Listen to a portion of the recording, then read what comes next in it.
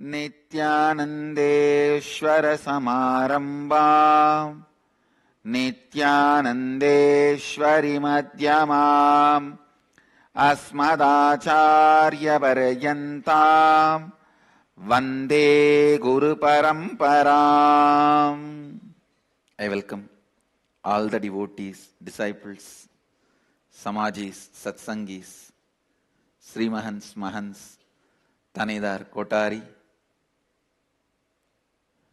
visitors, viewers, sitting with us all over the world through Nithyananda TV, Sadhana TV, two-way video conferencing, having Nayana Diksha, sitting with us in two-way video conferencing, having Nayana Diksha, Toronto Adinam, Kuala Lumpur Adinam, Vancouver Adinam, Phoenix Adinam, Melbourne Adinam, Vancouver, Canada, Ohio Adinam, Seattle Adinam, Guadalupe Adinam, Oklahoma Adinam, San Jose Adinam, Phoenix Adinam, China, Montclair, Singapore 2, Warrington, UK, Doncaster, UK, Hyderabad Adinam, Dubai Adinam, Bangalore North, London Southwest, Kanyakumari, Los Angeles, Sherman Oaks, Vancouver, Manhattan, New York, Houston Adinam, Biddi Nithyananda Nagaram, Singapore Adinam, and some more cities are joining. Oman Adinam, Phoenix, Arizona, more and more are joining. Dubai Adinam. I welcome all of you with my love and respects. Death, the subject matter of Kathopanishad. I feel still I have not yet explained that one concept which I started explaining from day before yesterday. So I'll continue to expand on that little more detailed way so that it can be absorbed as an experience for all of you. Listen. Please listen with all your attention. The constant happening of life can be perceived as a constant rebirth or a constant death. If you perceive it as a constant rebirth, you will experience the beauty of life. If you perceive, listen, if you perceive life as a constant rebirth or constant death, both the ways, whatever way you may be perceiving, life is not going to change. Please understand. Reality does not wait for your acceptance. I think I need to give more examples, then you can grasp what I am saying. You can catch what I am saying. Whatever need to be taken away from you, when that is taken away,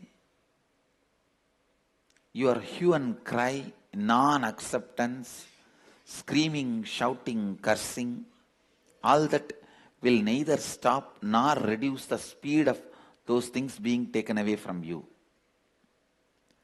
Same way, whatever need to be showered on you, your blessing, your praising, all those things will not multiply the things which is going to be showered on you. Please listen. Praising God or life or Guru is not to please them but to keep you in a pleasant space. Understand? Be very clear. Praising God or Guru or life is not to please them, but for you to be pleasant. Never ever think you can bribe Mahadeva. No. If you are in the mood of praising them, you will be in the pleasant space. That is the result, that is the fruit of praising gods, goddesses, doing Sahasranama, doing Archana, Vandana, Bhajana, Pujana, Seva, worshipping, chanting, serving, praising. All that is for you to be kept in the space of pleasantness.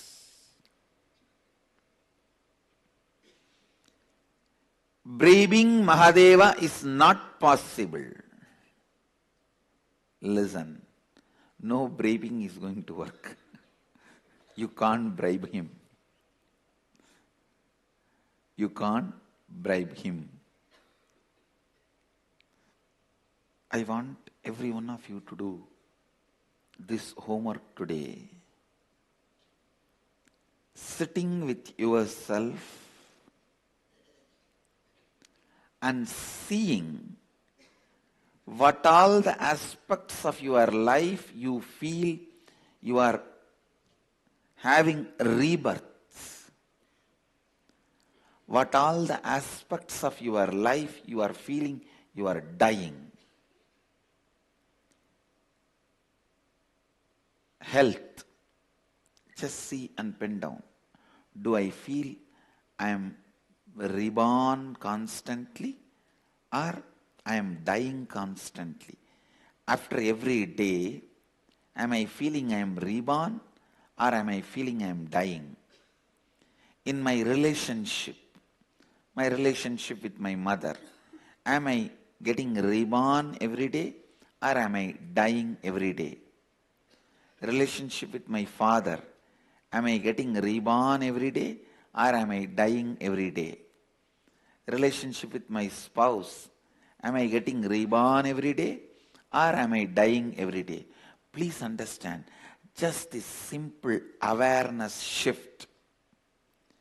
If you just bring the awareness, the way I am able to move by back, my body movements, am I getting reborn every day in that or am I dying every day? The way I am able to handle the shocks of life, even if it is a small tremor, am I making that as an earthquake? Or even if it is an earthquake, am I just standing like Pashupatinath?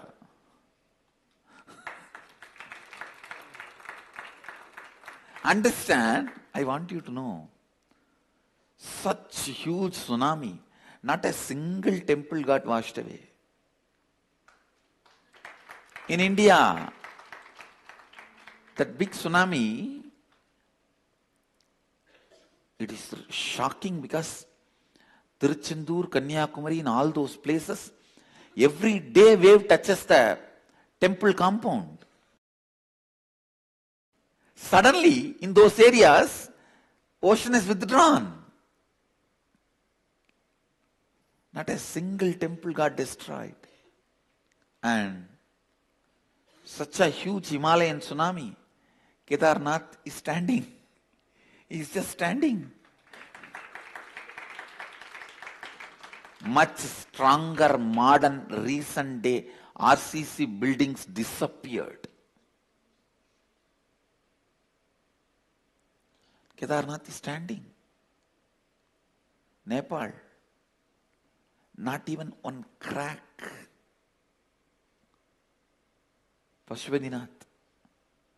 So many other things collapsed. Pashupatinath is standing. I tell you, our Hindu temples are designed in tune with all the Panchabhutas. So Panchabhutas don't destroy Hindu temples. The sixth Buddha, stupidity. of human beings, that only destroys into temples.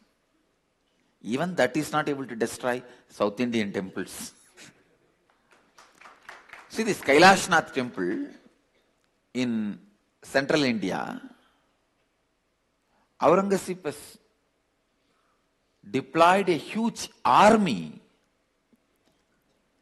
After working on it for almost 2 years, they were only able to damage it. They are not able to destroy it. 2 years, around 10,000 people were breaking. Finally, they got tired and went away. They were not able to demolish it. They were only able to damage it. Anyhow, listen. In every aspect of your life, are you dying day by day? When the life is happening, are you feeling you are dying, or are you feeling you are being reborn? Actually, this simple awareness shift, naturally you will want to be reborn. So you will catch where all you are unaware and dying. Where all you are unaware and dying. And you will see automatically you plan for constantly being reborn. Please understand, this planning to be reborn will make you reinvent yourself. This ability to reinvent yourself in every aspect of life, the ability to reinvent yourself, I can say final prasada, result, gift, the essence of this Kathopanishad is awakening your ability to reborn and reinvent yourself. That's all. Please understand. Yamadharma is talking about death, revealing at least 20 sacred secrets about life and death. But final essence, the final result, the last word of Yamadharma from the Kathopanishad is awaken your ability to reinvent yourself. Awaken your ability to reinvent yourself. Life itself,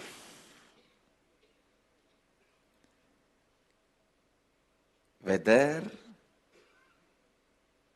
you want your health, you want wealth, you want joy, you want bliss, you want contentment, you want completion, you want relationships, you want enlightenment.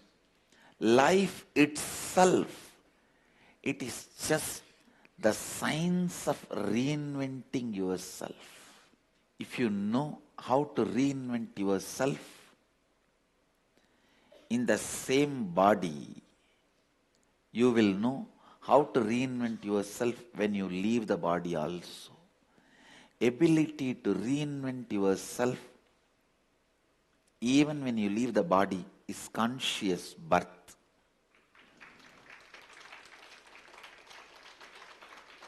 Ability to reinvent yourself while you are in the body is enlightenment.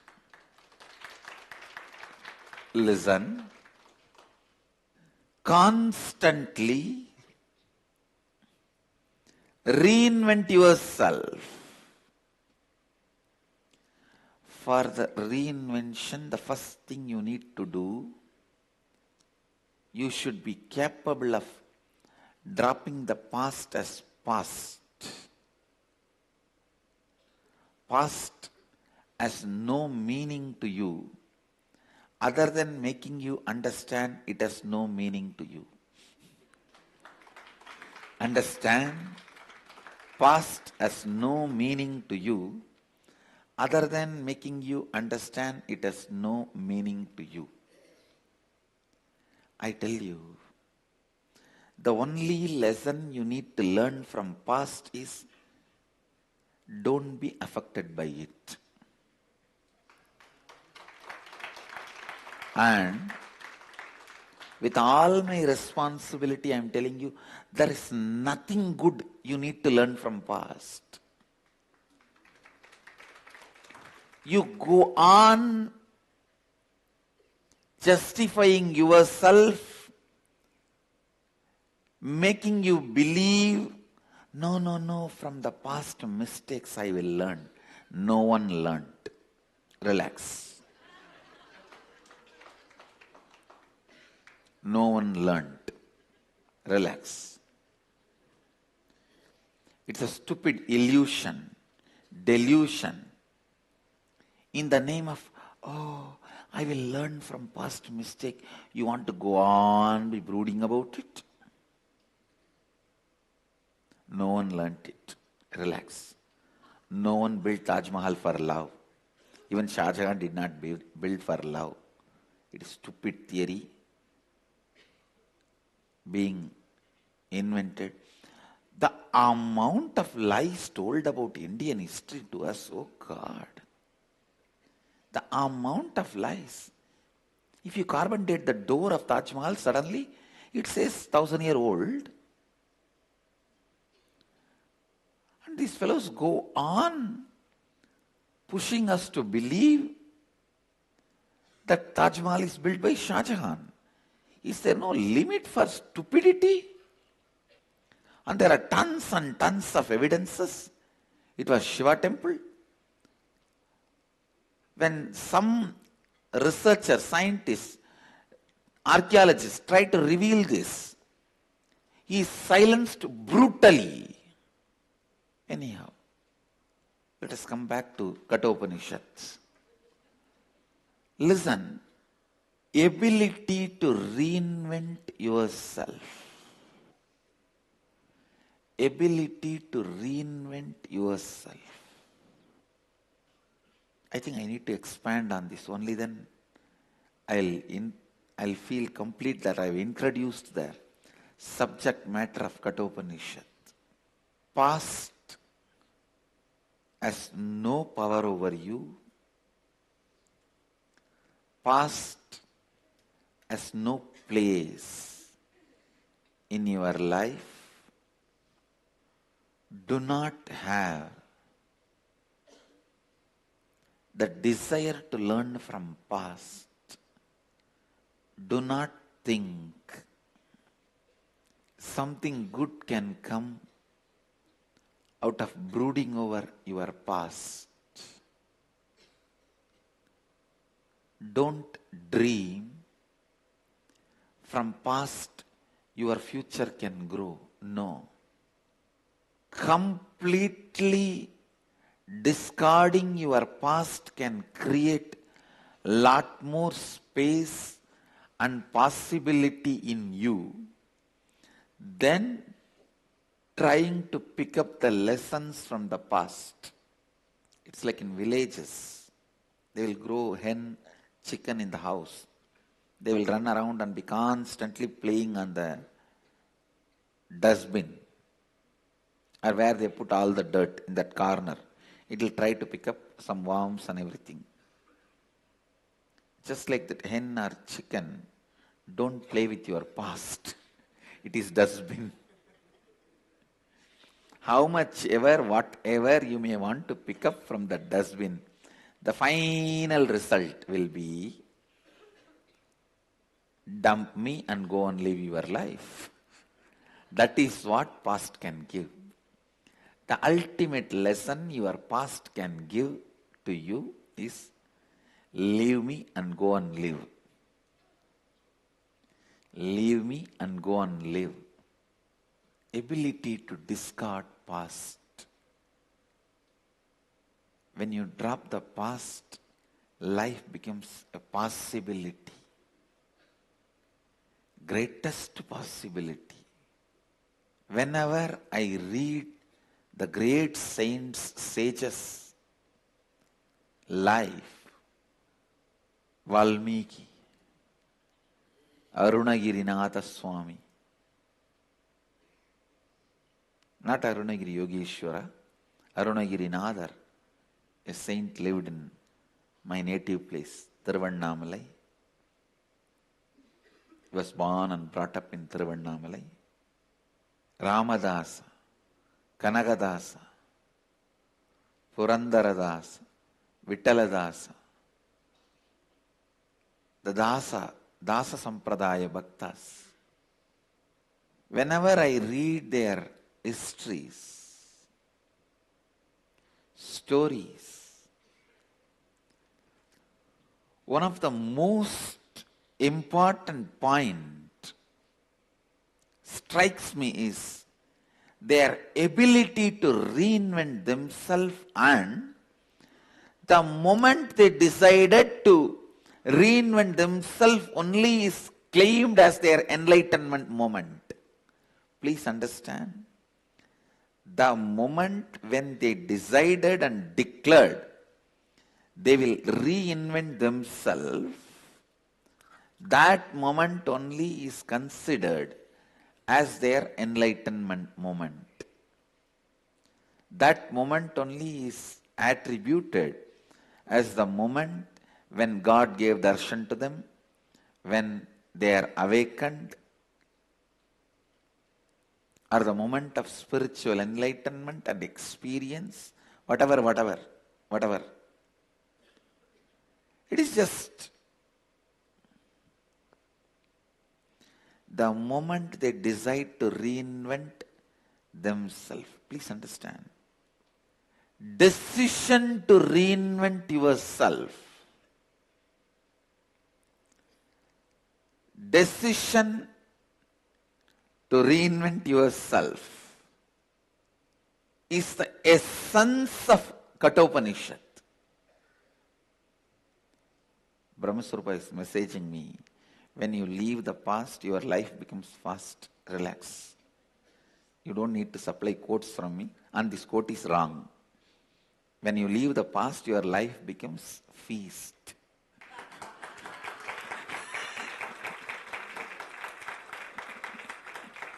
Not fast. Life becoming fast means restless. When you leave your past, life becomes feast. Not just fast. Good. I have not become that poor where Brahmaswarupa can give me quotations.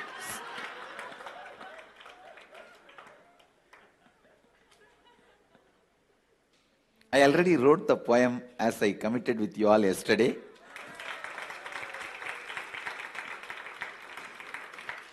So it has come out in the style, that my spontaneous style, how I sang a few days before in satsang about the love of Mahadeva, love current of Mahadeva.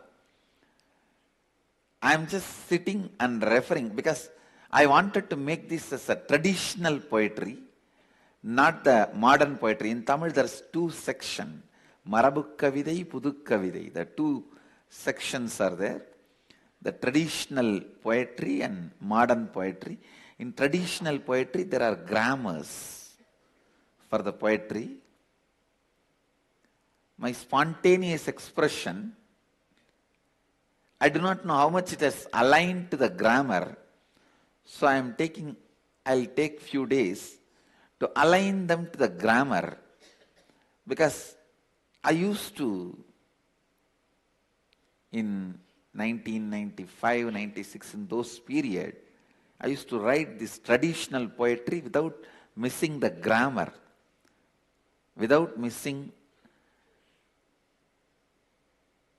the traditional Tamil grammar. Tamil grammar is something far, far deeper, complicated than Sanskrit grammar. Please understand, I am not disrespecting Sanskrit because I have knowledge about both languages. I tell you, the grammar, Tamil grammar is very complicated because the language was being used as a spoken language till now. Sanskrit is no more a spoken language. I think even in those days, it was not a communication language. It was only a language used for elite, for writing. But Tamil remained as a communication language from the time of origin. So I am aligning it to the grammar, then I'll bring it and sing. Reinventing yourself. Please understand, the first step is dropping the load of the past. The second step, having courage to keep your possibility alive in the face of any impossibility perceived by you because of your SDHD. Listen. Keeping your possibility alive in the face of any impossibilities perceived by your SDHD. You may be wondering, why is Swamiji giving such long gaps in today's satsang? Because I wake up many people by giving the gap.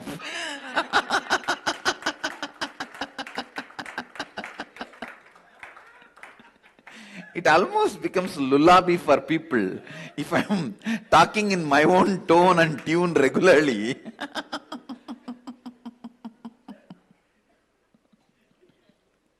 So sometime once in a while, I just change the tone and tune so people wake up. Something is not right.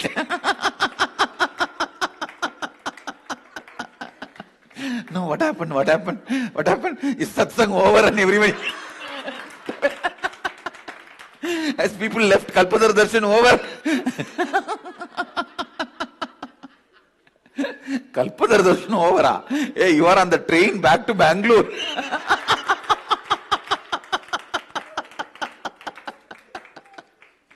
Get up, next station, Bangalore.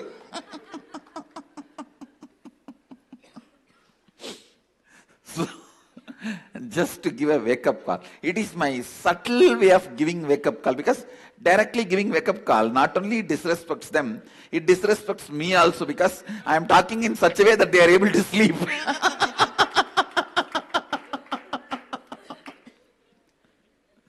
So I have to save my face and I have to wake them up. So only during those moments, I use this technique of giving long gap. It is not sound. Many times even unusual, weird silence also wakes up people. Understand?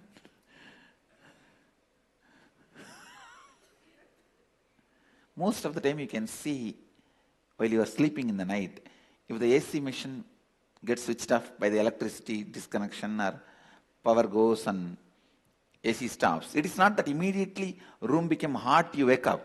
The moment the sound disappears, you wake up. How many of you experienced this? The unusual silence also wakes up people. That is what I was trying to do. It's not just Niramaya, it's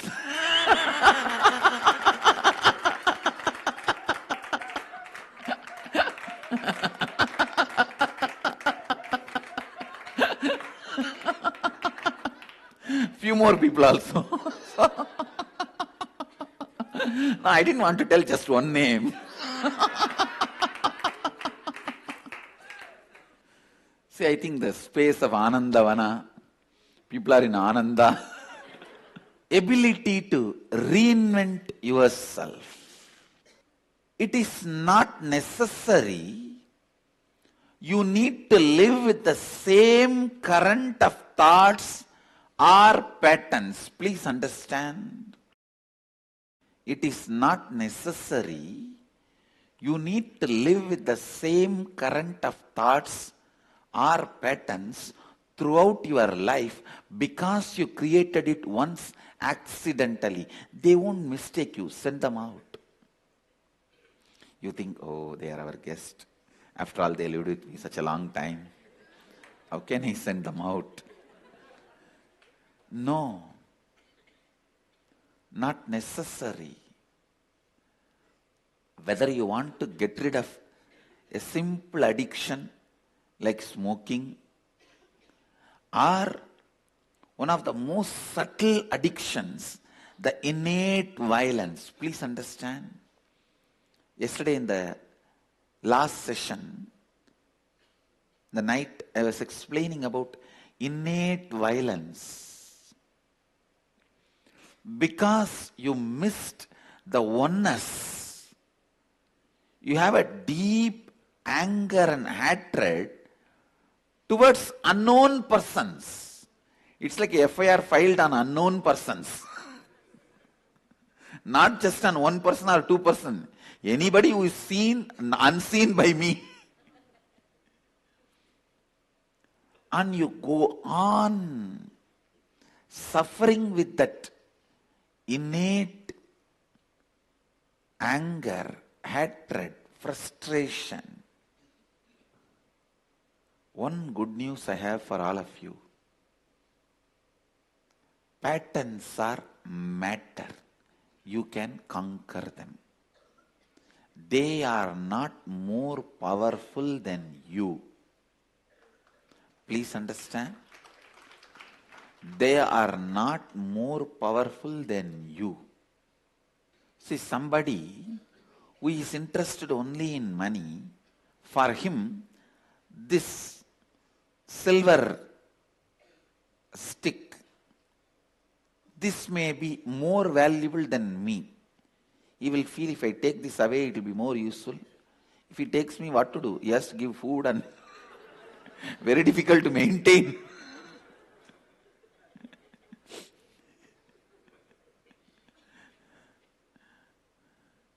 If he takes me, what can he do? Nothing can be done. No use.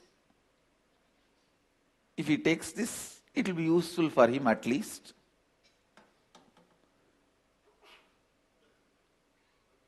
For a person who is interested in money, for him, this may look more valuable than me, but in reality, this is not more valuable than me.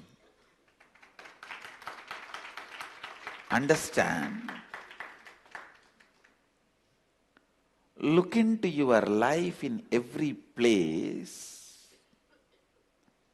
Look into your life in every place where stupidity, the matter, is being given so much of importance over the consciousness. You see inside. Actually, I tell you, your whole problem in the life is nothing more than a simple early morning laziness in the bed. Listen.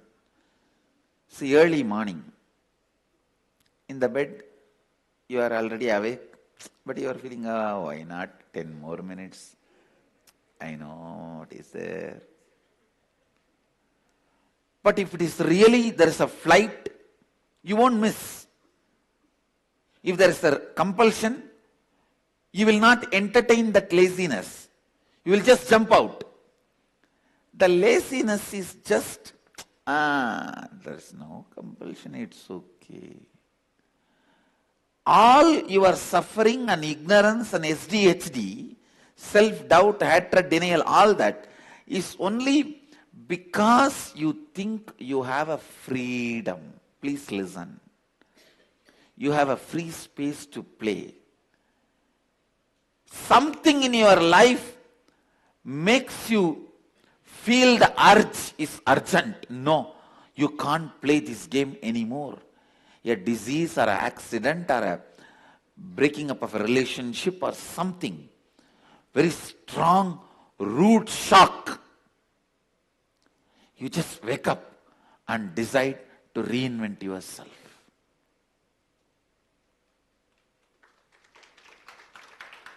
Most of you would have decided to reinvent yourself only when you have been slapped with a root shock by life. How many of you, please raise your hand? It's true. Root shock does not give you time to think. You have to decide to reinvent yourself. All the problems in your life is just cherishing that early morning laziness in the bed. That same attitude in everything in the life. I have to stop drinking. Okay, what is there now? Today this one glass, am I going to die or what? Alcohol is such, after one glass goes inside, you will forget that you thought what this one glass is going to do. Because after that goes inside, that starts drinking. Only the first glass you drink. Second glass, the first glass is drinking. And you are no more in control.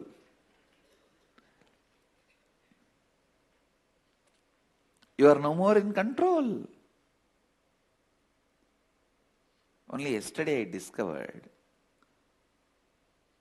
first few verses, when I was compiling only, it was taking few minutes, organizing words and all that. After 3-4 verses, suddenly I got the courage. Come on, let me write Andadi. Andadi means 100 verse. I suddenly decided that let me write 100 verse, Andadi. And it did not have any big plan. And maybe when I present it to you guys, I will be presenting 100 verse.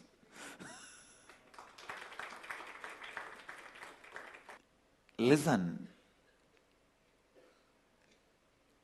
Alcohol and poetry is one and the same. See, alcohol does damage to you, poetry does healing to you. That's all. Both the result is different, but the way it flows. If you take the first glass, second glass you will not be drinking, the first glass will be drinking. If you write the first poetry, second poetry, you don't have to sing. The first poetry will sing the second poetry. That is Andadi.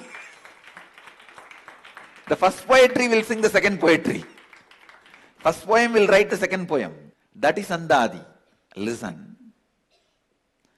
The simple laziness which you cherish, thinking things are not that urgent, that needs to be broken for reinventing yourself. It is urgent. The moment you are born, looking into death is urgent. Because any moment it can happen. Good news is, your consciousness is more powerful than any patterns or the matter. The great news I have is you just need to feel the urge into urgent. That's all.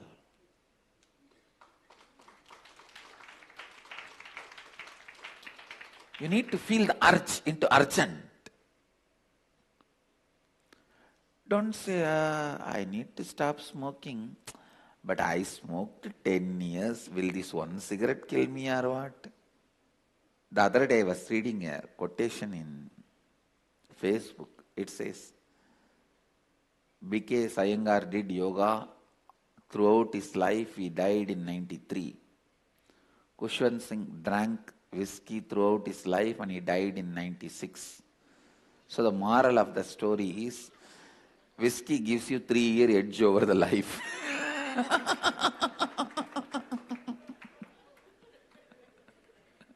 What a stupid theory people develop.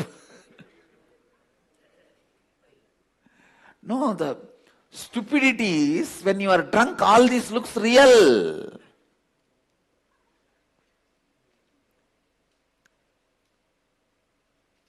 A man who regularly drinks really believes this. Kushwant Singh, if he was not drinking whiskey every day, he might have lived even 200 years. Who knows?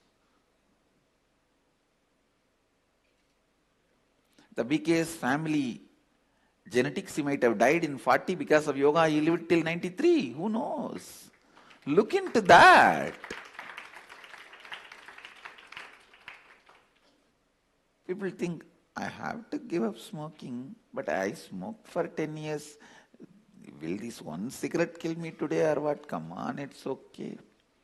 I have to stop smoking and continuing smoking. Because the urge to reinvent has not become urgent.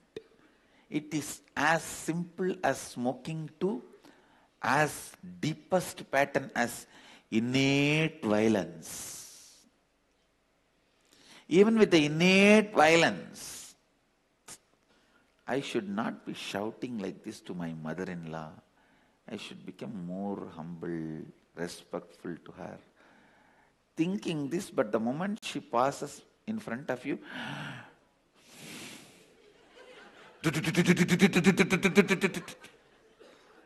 and after finishing, suddenly again you will remember, I thought I should speak little patiently with her.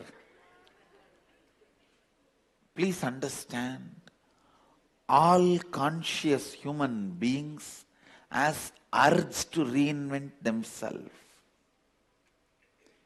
That's the good news. Only thing, it should become urgent. That's all. It should become urgent.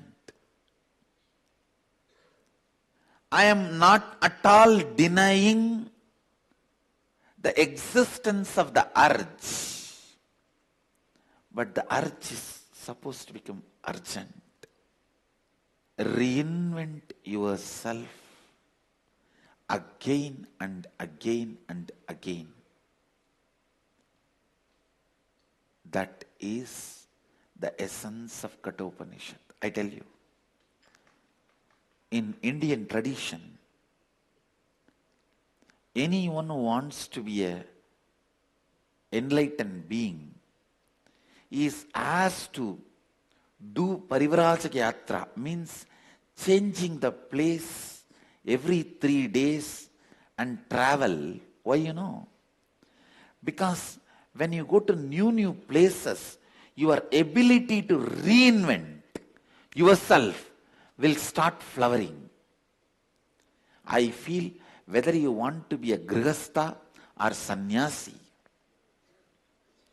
in the young age, during the period of brahmacharya, you should spend little time in Parivrajaka Yatra and reinvent yourself. I am already planning.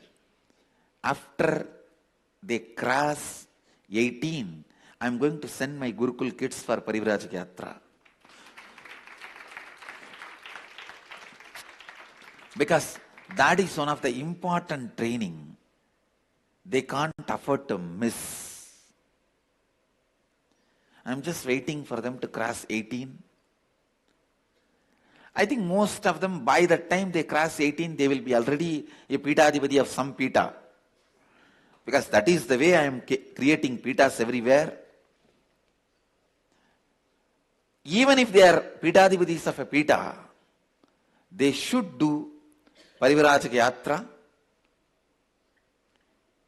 after they cross 18.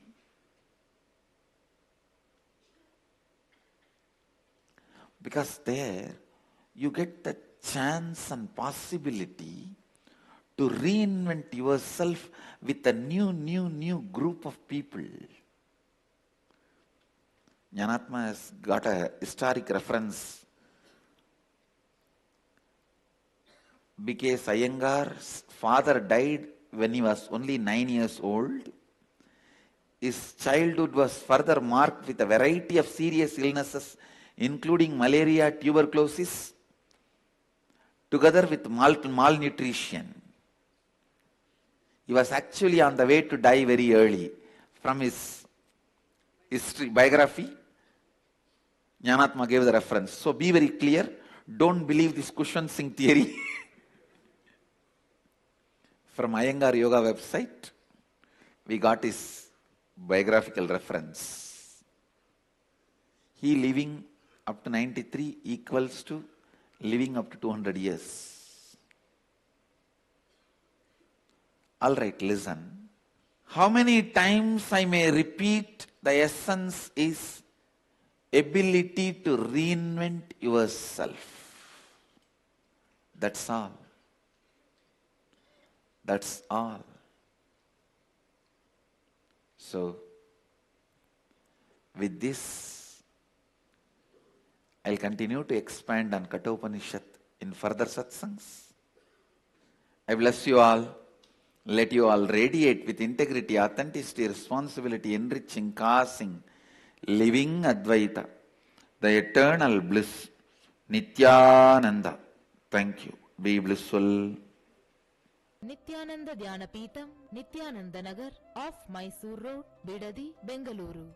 Phone 08027279999. www.nithyananda.org. www.youtube.com/lifeblissfoundation.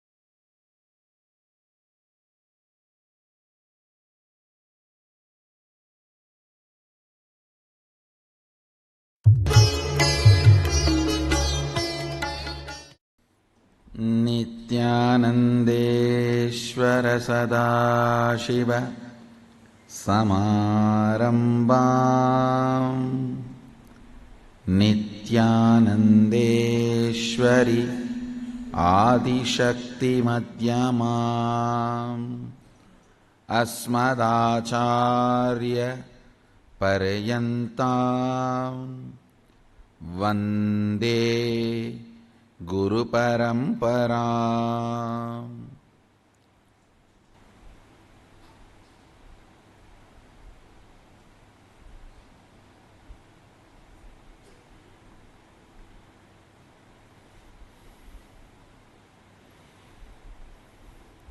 I welcome you all with my love and respect. I welcome all the devotees, disciples, samajis, satsangis, Shri Mahants, Mahants, Tanedar Kotaris, visitors, viewers.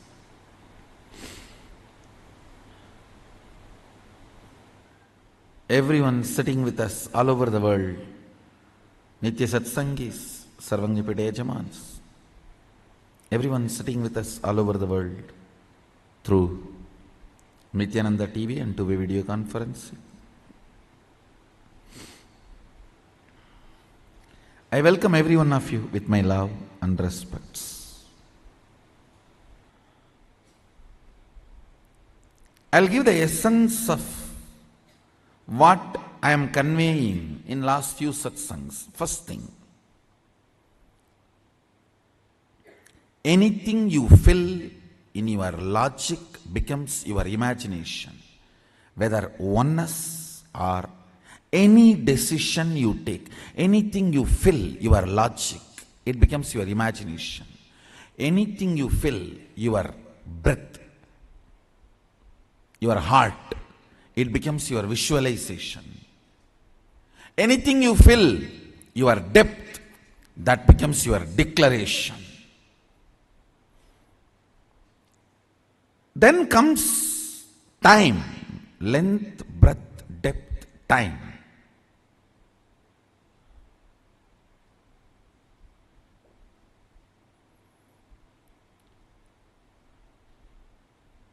Only anything becomes part of your space can be ever yours. Till something has not become part of your space, it cannot be yours. It is only your imagination, visualization, declaration. Length, breadth, depth. Listen.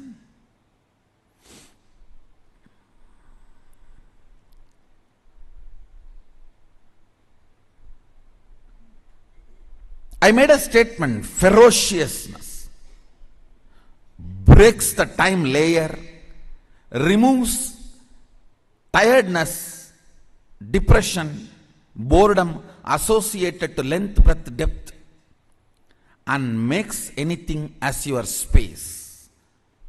The example story I gave, Bhishma. Understand? Two incidents I gave.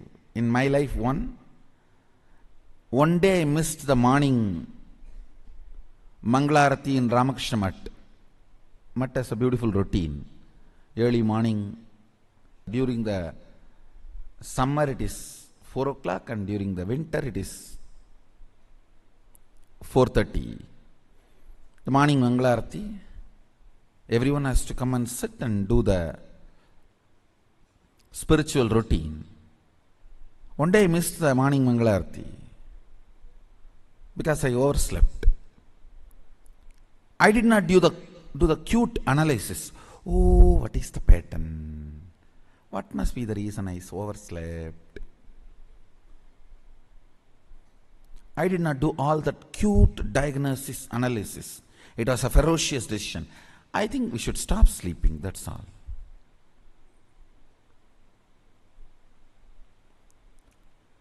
The ferociousness with which I decided to stop sleeping. Only next 3-4 days I did not sleep. But the ferociousness was powerful enough to open my time layer. My decision to be in Mangalarati moved from length, imagination, breadth, visualization, depth, declaration to the space. Time opened up. And after that, not only I never missed Mangalarati, never sleep was a voting component of my life.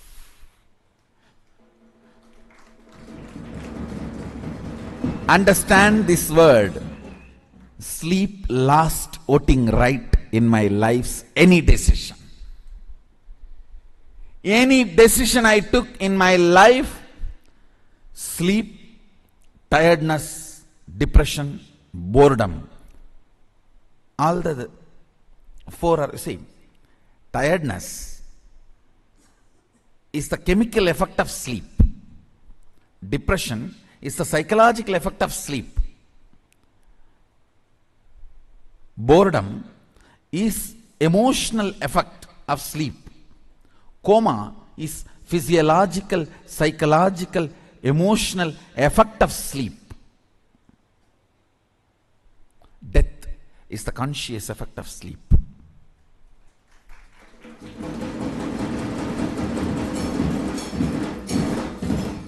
After that day, no decision influenced.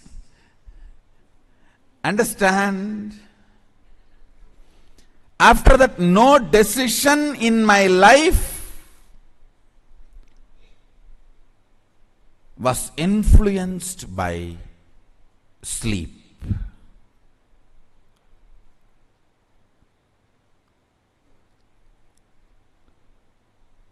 The story of Bhishma.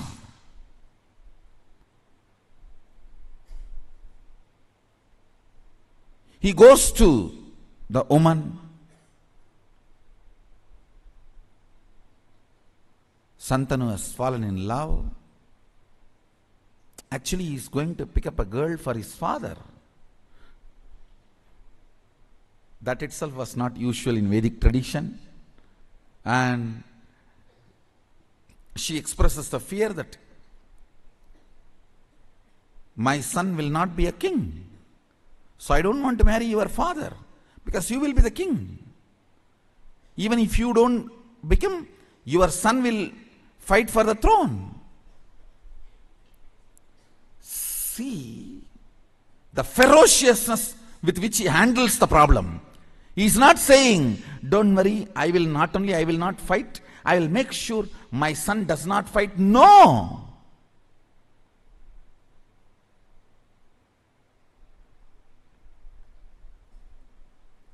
The ferociousness.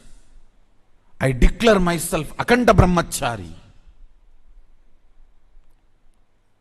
Understand, the scene is described by Vyasa. It was such fantastic scene. Son sacrificing his life for father's lust, which is not dharmically expected. Dharmically, he is not expected to do this. He just deals the whole problem with ferociousness and says, not only I will be a servant forever to the Hastinapur throne, he declares himself as a servant of the Hastinapur throne forever, and he died for Hastinapur throne till the end.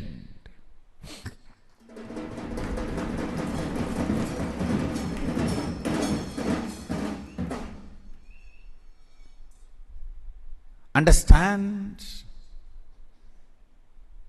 He dropped his body to protect Hastinapur throne. The last act he did, giving all the spiritual and dharmic strength he had to Dharmaraja, now who is Hastinapur throne head. Before he left the body, he made sure the right person is in the Hastinapur throne, Yudhishthira. And he infuses all his best things, Vishnu Sahasranama, and the system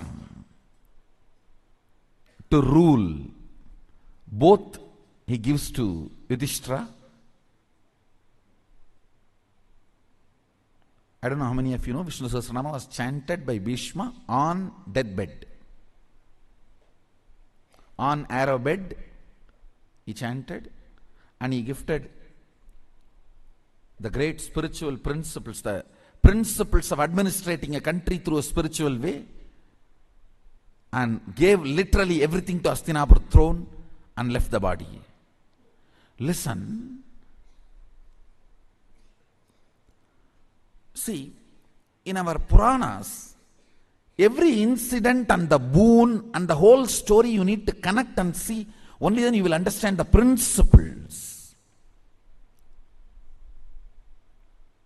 He declares with all the ferociousness, no more sex. I am a brahmachari, Aganda brahmachari. Understand the ferociousness. Time opens. Listen. Whenever something happens on the planet Earth, when the time layer opens, the gods and goddesses shower the flowers. Any incident you read Devatas were showering the flowers, that incident will be directly related to opening of the time. What is opening of the time? Your vow or the decision is from space, not restricted by time. Understand?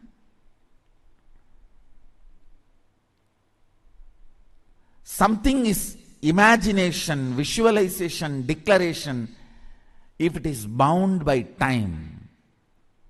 The same thing, if it is not bound by time, it becomes your space. It becomes your space. If you take the vow of integrity for 3 months, you will be constantly tired, bored, depressed, frustrated. Oh, this is binding. Anything which you think you will break will tire you, bore you, depress you, and force you to break it immediately. Why delay?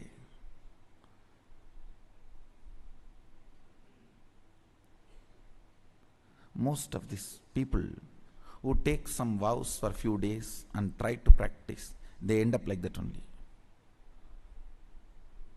I know one fellow from Tiruvannamalai, he will go to Sabarimala every year.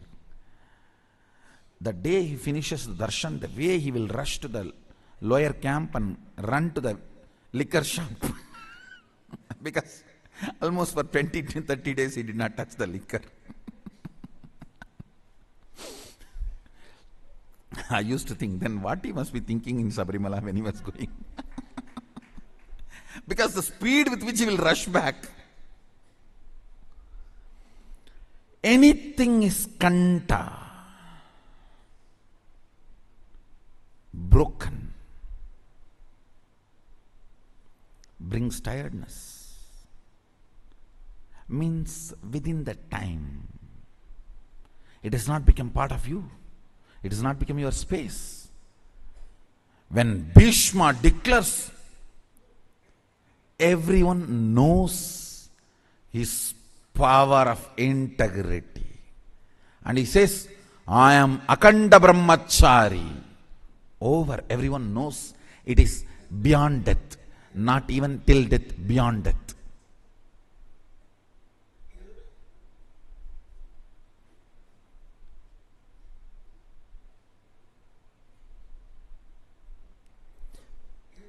In Bengali there is a proverb. They always remind in Ramakrishna Math. A sannyasi can be declared pure only the direction, the way his ashes flow after his dead body is burnt.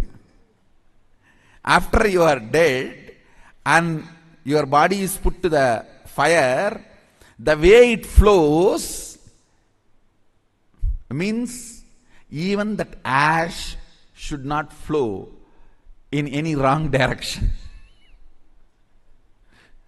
It's a very symbolic proverb. Only the ash, the direction of the ash of the sannyasi's fire can prove his purity. Means that ability of akanda, that proves whether something has become your space or not. Understand? Now, you put all these statements, the zigzag puzzle. Ferociousness opens time. That makes your imagination, visualization, declaration into your space. When Bhishma declared, I am Akanda Brahmachari, the power.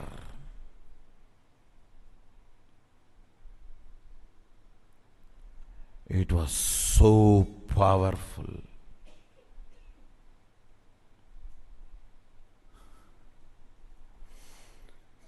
It was so powerful. Heaven showered. heaven showered. Understand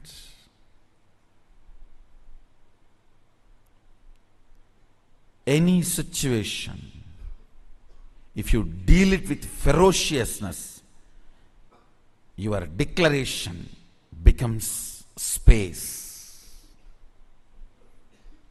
Your declaration becomes space. Where the whole nature just supports you. What makes you powerlessness?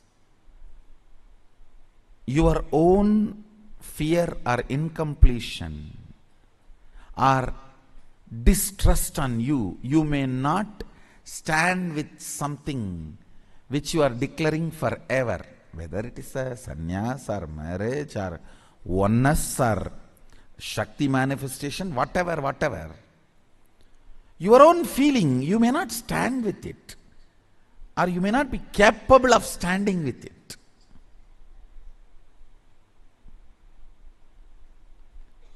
That makes you powerless, and that makes things only as a imagination, visualization or declaration without letting it become space. Understand? If you declare from your space the oneness, now you will manifest all the powers of Sadashiva. Because the initiation is same. It's not that initiation is going to change.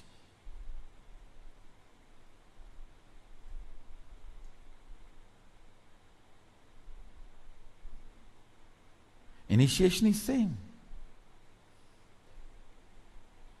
That's not going to change. Antidote for not manifesting powers is ferociousness.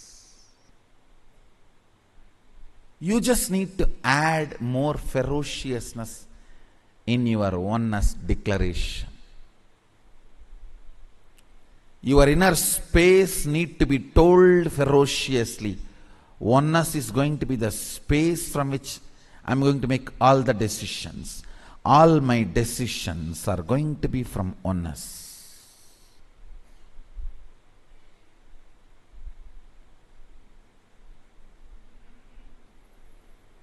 All my decisions are going to be from the logic of oneness, visualization of oneness, depth of oneness. Understand, if you want to have a big breakthrough in power manifestation, I am giving you the knack technique. Ferociously deal with your powerlessness. Let ferociousness become the attitude with which you deal your powerlessness. As I told you, the moment I saw the hypocrisy of the society, my ferocious response to the society is my satya.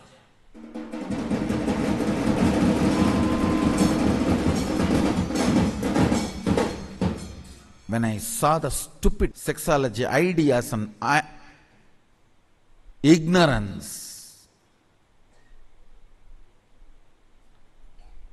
stupidity, hypocrisy related to sex, my ferocious response to the society is my brahmacharya. When I saw this whole possession, ownership concept stupidity, it is all about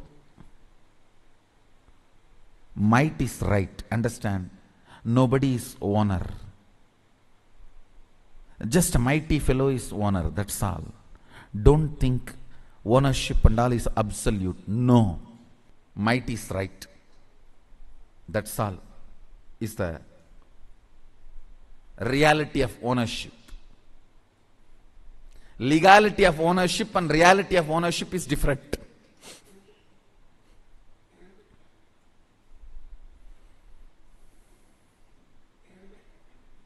Understand? The whole hypocrisy of the ownership and possessiveness of the society, my ferocious response to it is aparigraha.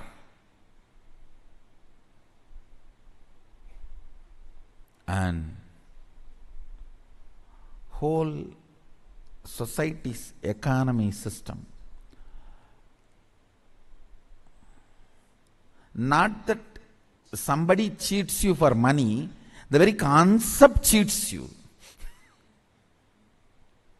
Not that somebody cheats you for money, exploits you for money, the very concept of money cheats you. My response to that, ferocious response to that, is asteya.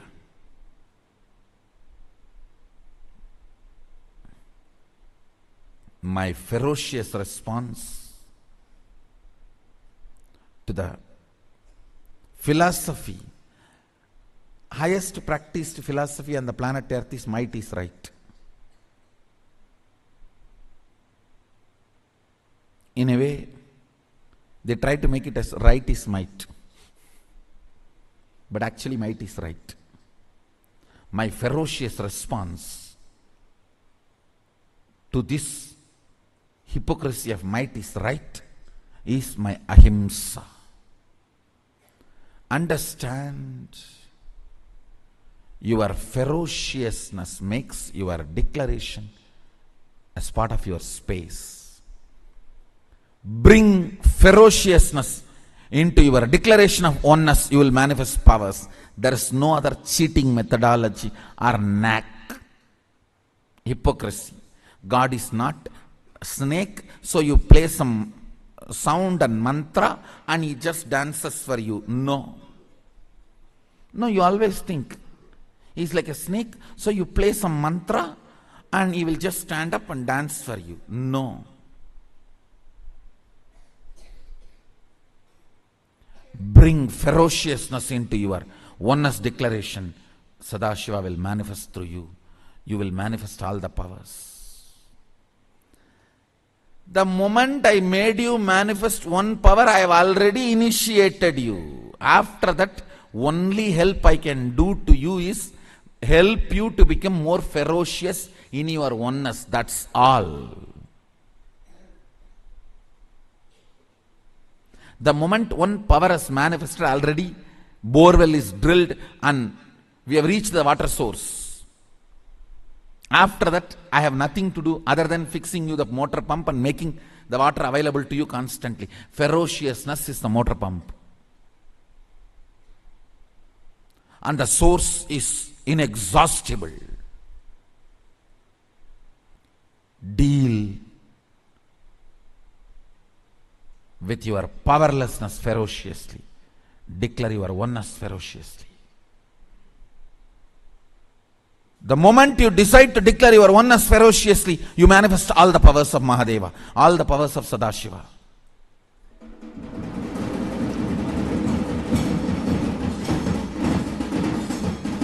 All the powers of Sadashiva. All your powerlessness. Silly conversations,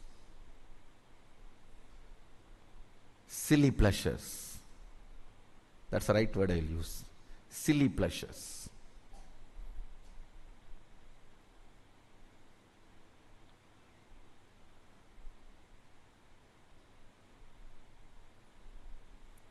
Deal all your silly thought currents, silly pleasures with ferociousness. Deal all your silly thought currents and silly pleasures with ferociousness.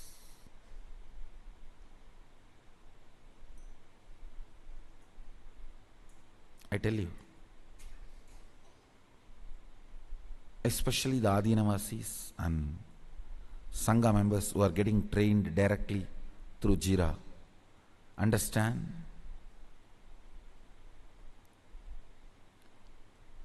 This helps you in 10,000 ways. This Nava Avarana. Tantramsha means in Sanskrit software. 9-layer softwares with which I am training people to reflect their life. If you see, first of all, with all your integrity, record whatever you are doing and what is happening in the Jira. Within a week, you can see very clearly how shallow, silly your life is wasted and destroyed in unconsciousness. How stupid, how you are destroying your life.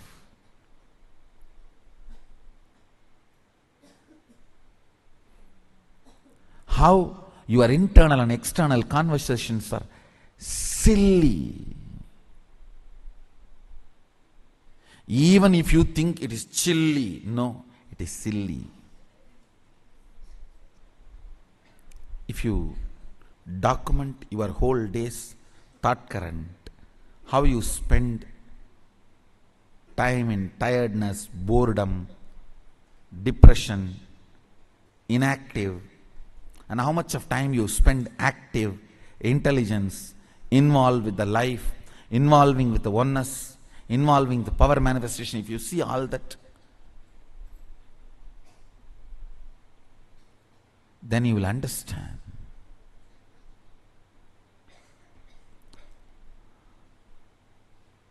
how unconscious your life is. It is like mirror, and how you can evolve you.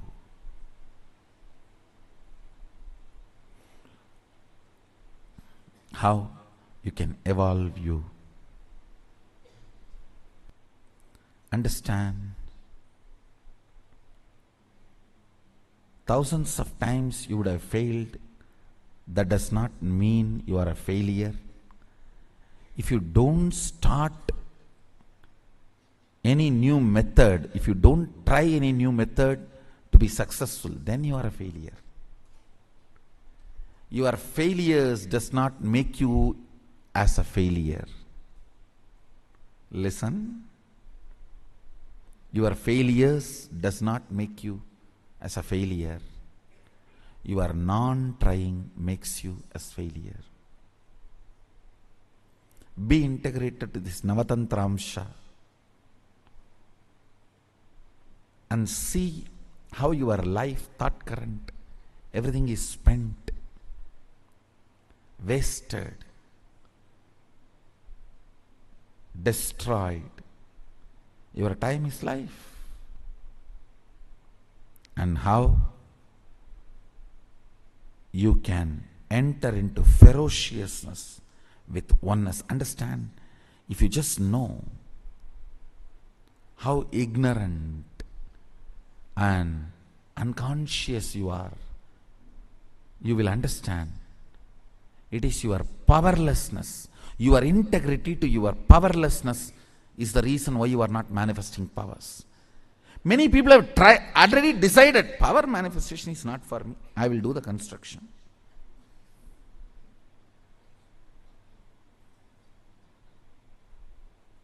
I will do this work. I will do that work. No. I tell you, only with power manifestation, only by ferociously manifesting oneness, the purpose of your life will be fulfilled. Purpose of your existence will be fulfilled. Everything else is stupidity, waste of time, waste of energy, waste of life itself.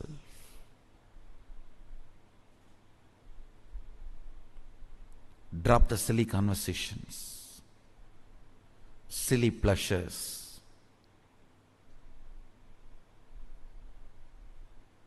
silly ways of pleasing yourself and pleasing others. No.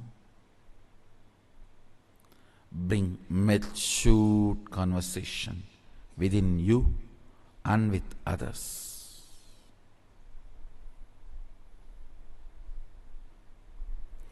Bring ferociousness to your oneness declaration. Oneness should be imagined, visualized, declared, ferociously digested in your space. Oneness should be imagined, visualized, declared, digested into your inner space ferociously.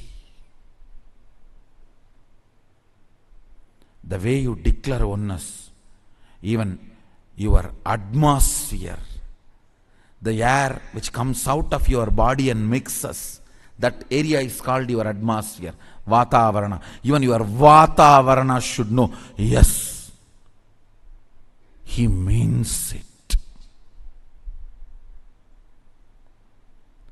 Kannagi declaring her chastity, even the Vatavarana was shivering, shaking.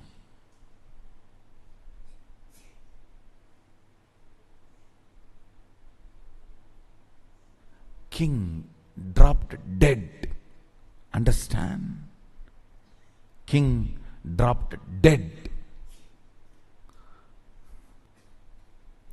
The ferociousness of oneness in me was more powerful than my bone marrow and bones. That is why even the fracture of the bones did not move me away from ferociousness and my ferocious oneness.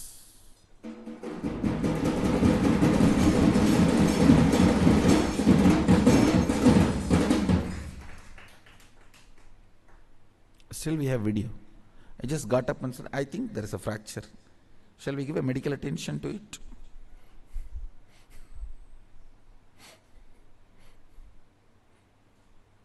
Multiple compound fracture. I am telling, I think there is a fracture. Shall we give a medical attention to it? As usual, how I leave the campus, when I go to somewhere, some program, I'll first go to temple, then go to Kalabhairava. I followed the same procedure. We have a video. I went to temple and took darshan and went to Kalabhairava, went to Ganesh, Subramanya, and then said, come on, let's go to hospital. Give the medical attention. Your ferocious declaration of oneness should be more powerful than your bone and bone marrows. The air which goes inside you and comes out should give witness to the air outside. Hey, this fellow is in oneness. Don't play games with him.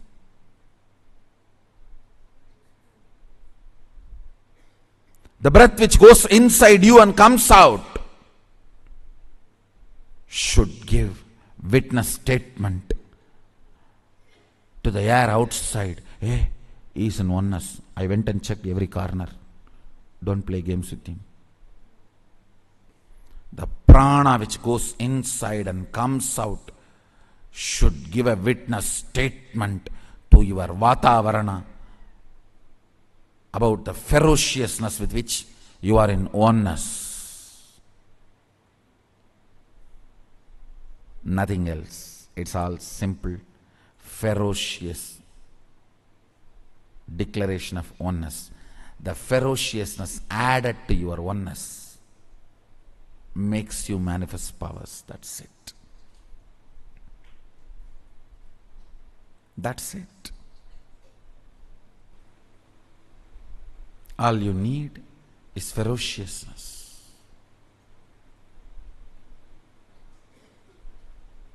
In your oneness declaration. That's it.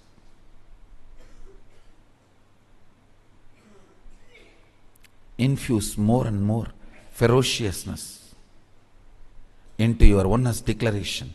Let the time open up. Let the time not have influence over your oneness declaration. Let the time not bore you, tire you, depress you from the declaration or the existence of oneness. Let your ferociousness be more powerful than the time. If you know your whole life you are going to be brahmachari, brahmacharya will never be any problem.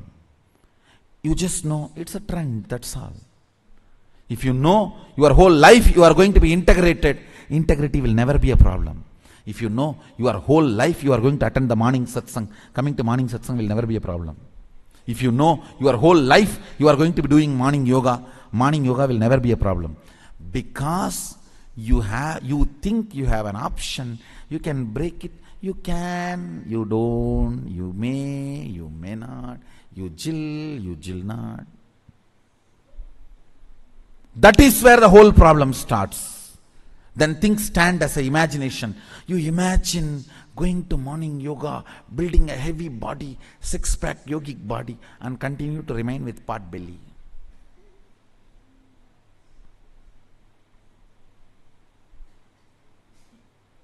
Imagination, visualization, or declaration never becomes your space, power manifestation.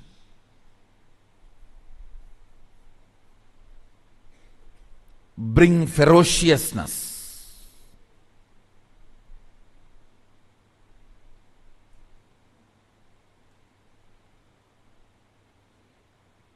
Let your inner space know time will not be able to change your principles.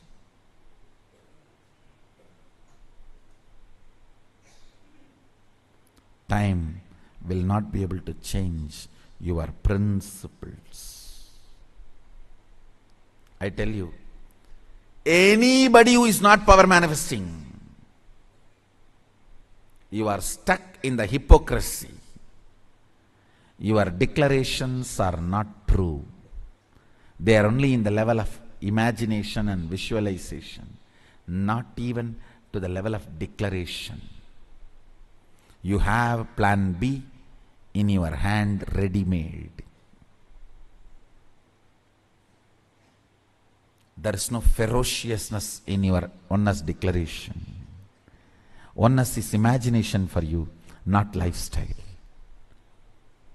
If you declare your oneness as a lifestyle, power will manifest now, because you will break the layer of time.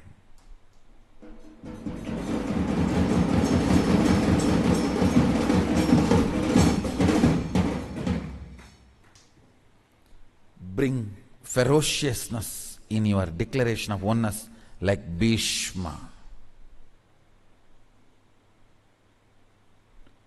Anybody brings ferociousness in the declaration of oneness is Seva Gana.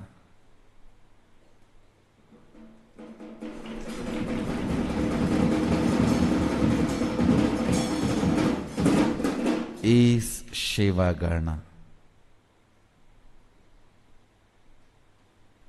And I also strongly recommend and request you to become part of the Nithyananda Sangha, member of the Nithyananda Sangha.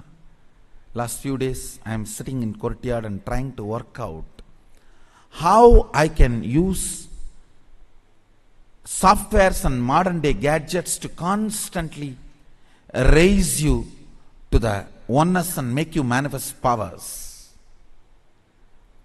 The Charya Pada for modern day is getting ready with Navatantramsha.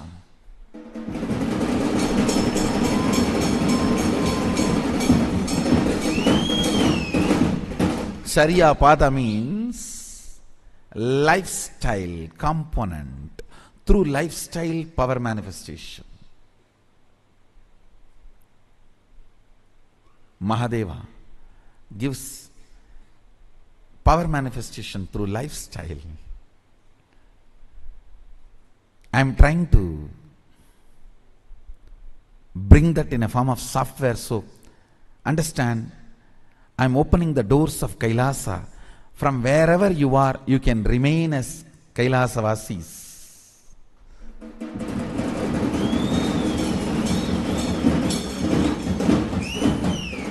By connecting through this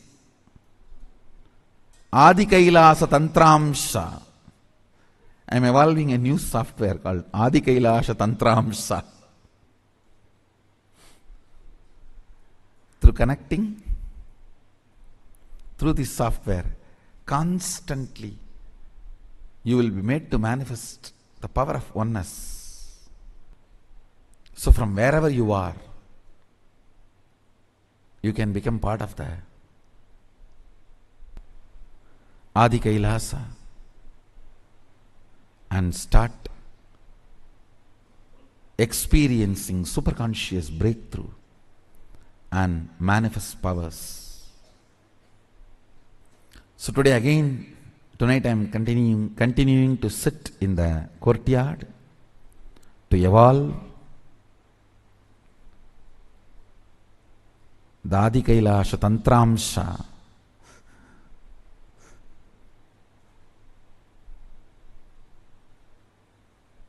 Today with bonfire. Because now the energy of Amavasya started. We have, in next 2-3 days we have Amavasya.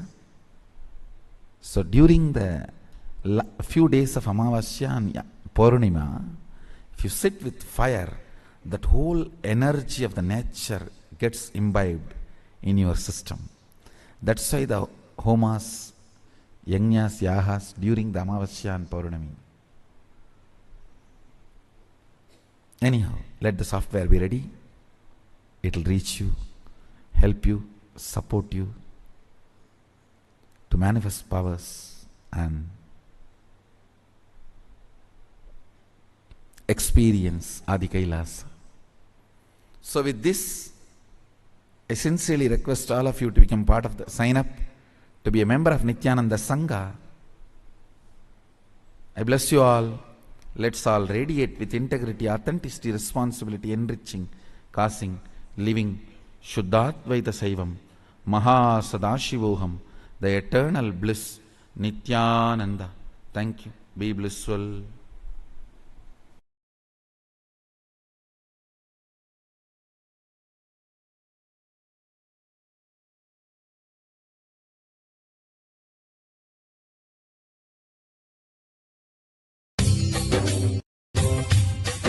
स्वभावचिन्मयानन्दं कृपापूर्णं जगत्पतिं हरिषड्वर्गजेतारं नित्यानन्दगुरुं भजे. Let's enter into the next sutra.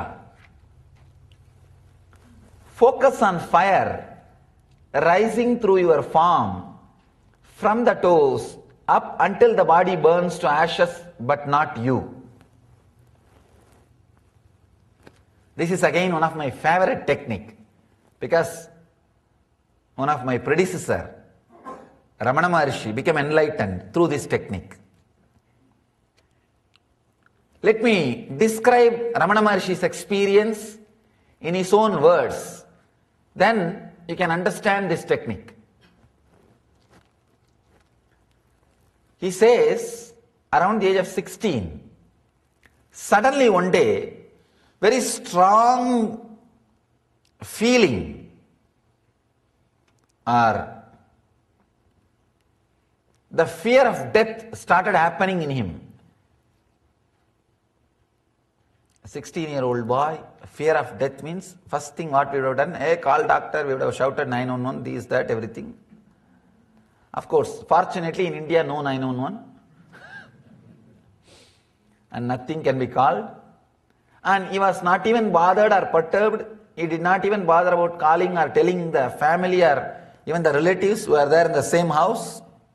He was in Madurai at that time. Just he stretched his body straight and decided to go through the experience. He just lie down like a dead body and started seeing what is going on inside. Understand? A very courageous decision. Very courageous decision. He says beautifully, I saw very clearly I was dying.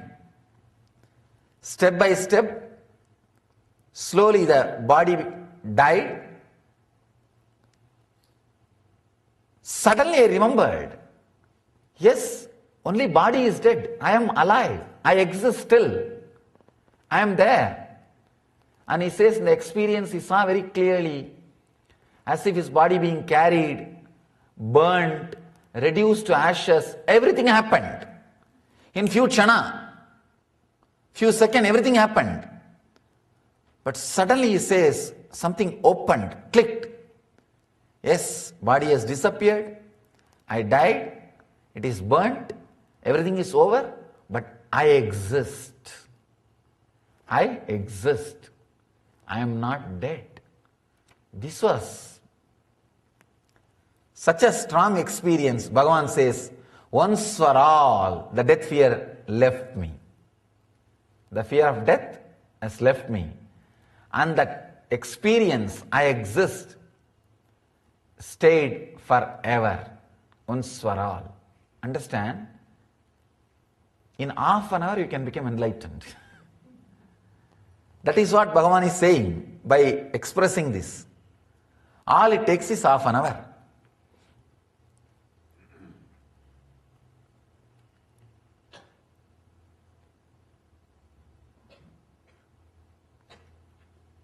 Logical mind, an ordinary mind, very difficult for the mind to understand.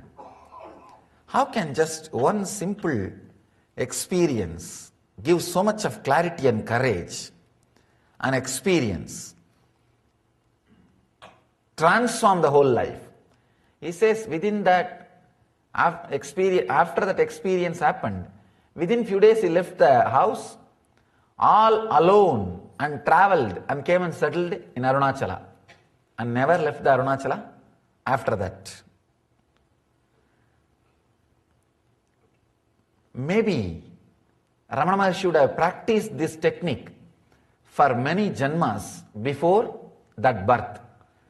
Whatever he practiced, that experience only just automatically opened up.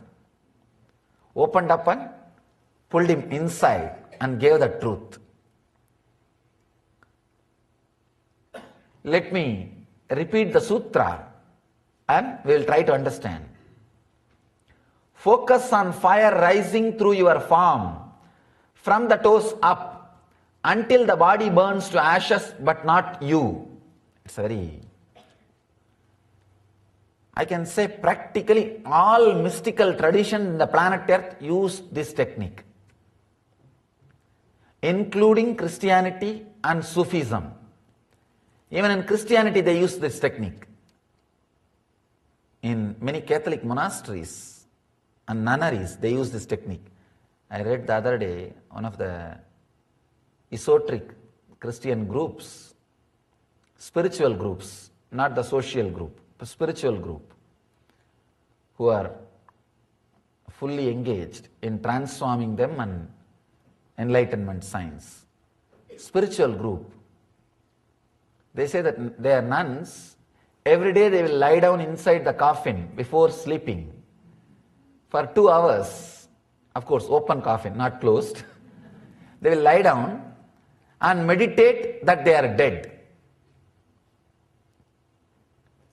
In Sufism, they dig a pit and lie down in that and meditate. Of course, in Vedanta, this is one of the, I can say that most used technique in Vedanta for enlightenment is this death meditation. Kathopanishad describes this technique wonderfully. Most used technique in Vedanta. Everybody before taking sannyas has to go through this technique. Has to go through this technique. And in Buddhism, anybody who is initiated into sannyas, first thing he has to do is he has to go and sit in the graveyard for 3 months and see continuously dead bodies being burnt and visualize that he is also being burnt. If you have that much courage, it's good. You can go and sit in graveyard and see the dead bodies being burnt every day. Of course, unfortunately here in this country you can't see. It's all electrical. In India you can see it's an open burning. Natural process. They will arrange the wood and put the body and burn. I have seen, I myself personally had this experience in Varanasi. Let me describe this sutra, then I will add my personal experience. Focus on fire rising through your form from the toes up until the body burns to ashes, but not you.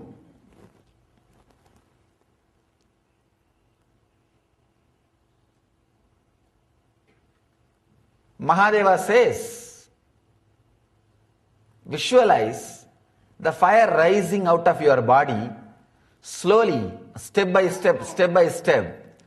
Let your form be burnt. He is saying beautifully.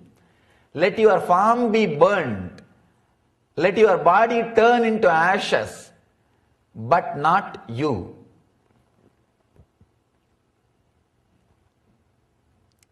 Let me describe exactly what happened with me when I had experience with this technique.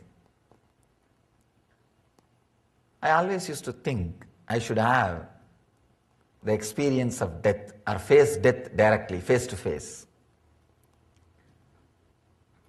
But somehow that thought never became a priority. See, any thought has to become priority. Only then experience can happen. If it is just in corner of one mind like a 100 and work, it should become priority in your laundry list. Not last. It should become priority. Usually in our laundry list, washing, cleaning and cleaning the house and paying the rent and phone bill. If time permits, enlightenment also. If time permits, meditation also. That's all. But here, that way things will not work. Only when it becomes top priority, when urge becomes urgent, things starts transforming in you. Otherwise it is okay, but nothing much can be done. One small story, one guy goes to the doctor and says, "Doctor, I tried to commit suicide by taking 1,000 aspirins." Doctor asks, "What happened?" He says, no, after 2 I felt better, I stopped. So, you may feel better after 2 aspirins, if it is in your laundry list. But, only if it is in top priority, experience can be achieved. So it was not in my top priority. Somehow it was getting postponed.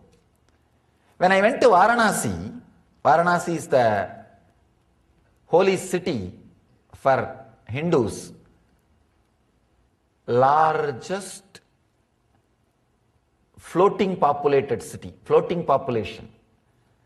300,000 people per day enter and go out. Such huge floating population per day, average. That is the amazing thing. And per day, 300 people are burnt in one place. 300 dead bodies are burnt in one place. Manikarnika Ghat, they call it Manikarnika Ghat, where traditionally it is believed, if you leave the body or if somebody dies in that area, or if somebody's body is burnt in that area, they will be liberated. They will have direct enlightenment. Not only it is traditional belief, Ramakrishna confirms it from his own experience. He says that I saw very clearly Shiva, Mahadeva himself going near every pyre and taking that soul, unclutching it from the body mind and liberating. He says, I saw it with my own experience. So, you can't say it's a mythological belief. It's a solid experience. I had the fortune of going to that Ghat. Understand, traditionally, not only it is believed, it is true, for last 2000 years, the fire has never been put off. Whether it rains or shines, flood or whatever it is, they will not bring fire when they come to the Manikarnika Ghat with a dead body. From the fire will be taken and lit. It's a akanda smashana, means unbroken fire, means day and night bodies will be getting supplied. I saw sometime they do bunker card system, 2-3 bodies at a time. Because so much bodies are coming. I don't know from where people are dying so much. Because if you sit half an hour, something like a 200 bodies comes. And especially in the evenings. Because from around the place, whoever dies, they will start walking from their place carrying the body. Ram Nam Satya Hai, Ram Nam Satya Hai, that is the mantra they will chant. And walk. By the time it becomes evening, they will reach the Manikarnika. Totally per day, average 300 bodies are burnt. Only in the evening, 200 bodies will be there. Because evening only they will all reach the Manikarnika. Whatever is said and done, I cannot describe the experience verbally. Only you have to see there to have that experience. To tell you honestly, the fear of death just disappeared. When you see so many bodies, Arey, what is there? Like this only I am also going to go, okay. You feel there is so many people giving company. You don't feel lonely about death. You feel it's like one more trip. Arey, so many people are there. Chalo, it's okay. And this is what is going to happen. See, if you see one body being burnt rarely once in a while, you will have that fear. There you will see. Unimaginable. And no ritual, nothing. They will bring the body, straight they will dip in the Ganga. 3 times, Ram Nam Satya Hai, Ram Nam Satya Hai, Ram Nam Satya Hai, over. Means Rama's name is the ultimate truth. Rama's name is the only eternal truth. Rama's name is the only eternal truth. They will remember this 3 times, put the body into the water, just bring it out and keep. By the time the fire will be ready, the wood will be arranged, ready. Actually, they continuously keep on arranging. Even if bodies are not coming, they are keeping on continuously arranging. I asked them, why do you guys arrange continuously? You don't know, Swamiji, in half an hour, 200 will come. They have accounts as if they know for sure. And the bodies come and it's arranged. They give like a token based on the entry. The moment body enters, they will give the token. And another funny thing, no relatives stay there and do any ritual. The moment they do the Ram Nam Satya Hai, Ram Nam Satya Hai, dip 3 times to the Ganga and throw the body there and go away. That's all. Because the people who are there, the maintaining, they will take care. And you don't know how long it will take the body which you brought, your friend or relative's body, to be put in the fire. It's in the queue system. Continuously it's going on. All I did, let me try to sit here and see what goes on. And I sat. Just in half an hour, 1 hour, the death is no more a strange incident which happens once in a while for some relative or friend. It became like okay, next, that's all. Next, that's all. All size, all gender, all age, all kinds, all color, all community, all religion also. Anyhow, these guys are seekers. So even they bring the bodies. Even their bodies are brought. All kinds. When continuously you see this happening, you actually lose respect for death. Now you have too much respect, too much of ideas about it. Array, it is nothing. The breath which went inside did not come out, that's all. And chalo, the people who are sitting waiting for the property are enjoying, over. That's all. What is there? And nothing much. Neither anything can be done about it, nor anything can be repented. Now, what is there? Over. Neither you can fast forward, nor you can rewind. Over. And when I saw that bodies being burnt continuously, initially the little fear which was there disappeared. And slowly, not only fear, it became interest. I started going near and started helping them. helping them. Then slowly I started thinking, after all, this body is also going to become like this. Yes, over. When you remember that death is going to happen to you, the respect which you carry for your ego will come down.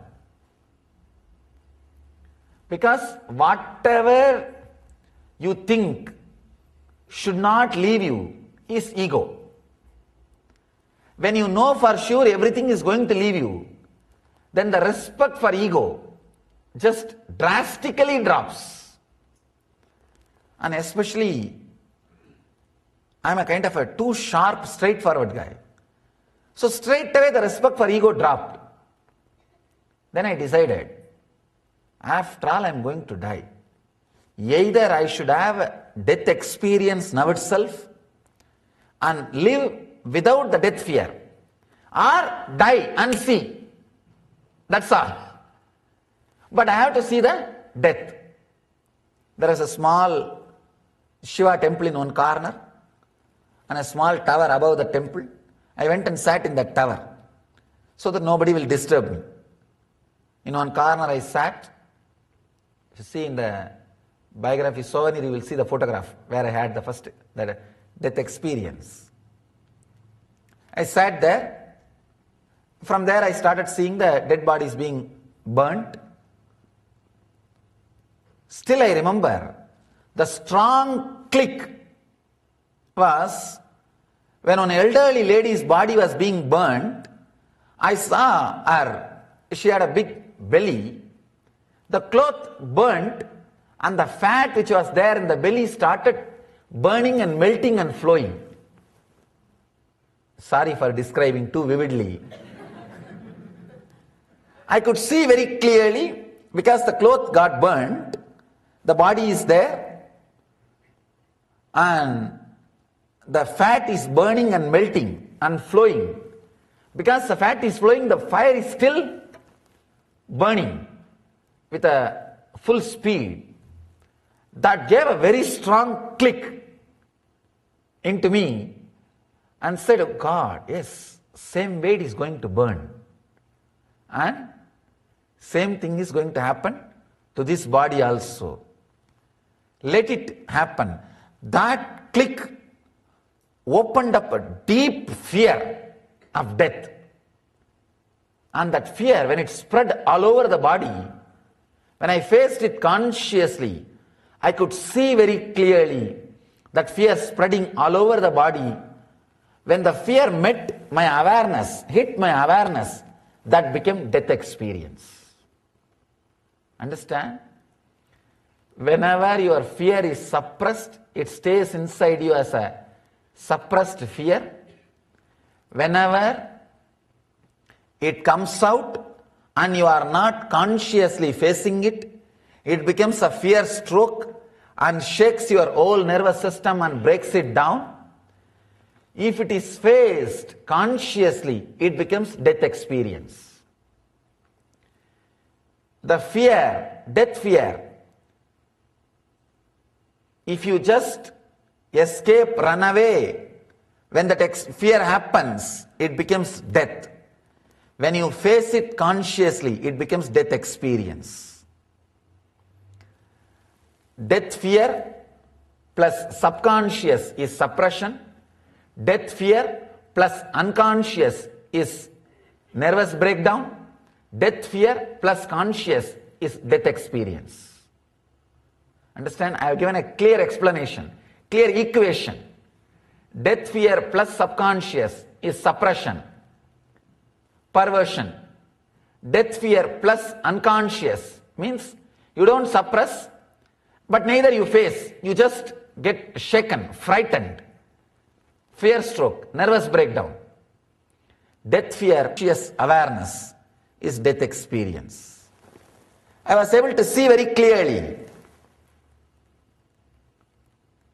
the fear which rose when I faced it consciously with awareness became death experience. Means I saw clearly the body is dead. It's not moving. 2.5 days, no food, no water, no thought, no question, no doubt, body was there. Only after the experience I realized 2.5 days passed. It was there. I could see with closed eyes, the body is dead and there is no movement. Suddenly, after 2.5 days, the click happened. God, body is dead, but I exist still. I am there. That clarity, that click, when it clicked, it became such an intense ecstasy. The fear of death left once for all. And it has become such a deep ecstasy, such a joy, such bliss. And slowly opened the eyes. I was able to move the body. First thing I felt was such a deep ecstasy and gratitude. I went down to the Ganga. It was just a few feet. Sprinkled little Ganga water, took the Ganga water in Kamandalu, little ash from the pyre, straight went to Vishwanatha and put that ash and did the puja. That was the first thing. It was such a deep gratitude. I saw Vishwanatha was alive. Understand? Because I died, Vishwanatha became alive. Till the day before, because I was alive, Vishwanatha was always dead stone. Because I was alive, Vishwanatha was just dead stone. Because I died, Vishwanatha is the Shiva in Varanasi, the Shivalinga. I always felt to touch this stone, 300,000 people are coming every day. What foolishness. And one more funny thing, when you can touch the deity by yourself, you lose respect. In South India, you can't touch. In North India, you can touch by yourself. And the Vishwanatha, you can touch and play with yourself, everything. And naturally, you will feel, what is this? Just to touch this stone, people are coming from all the way. I always felt it was a stone. Because I was alive. When I died, I saw clearly, he is alive. Only one can be alive, either him or you. When you see the truth, he will become alive. We will not be anymore alive as we think. And the fear of death left once for all. I can say, this is one of the very strong experience, transformed me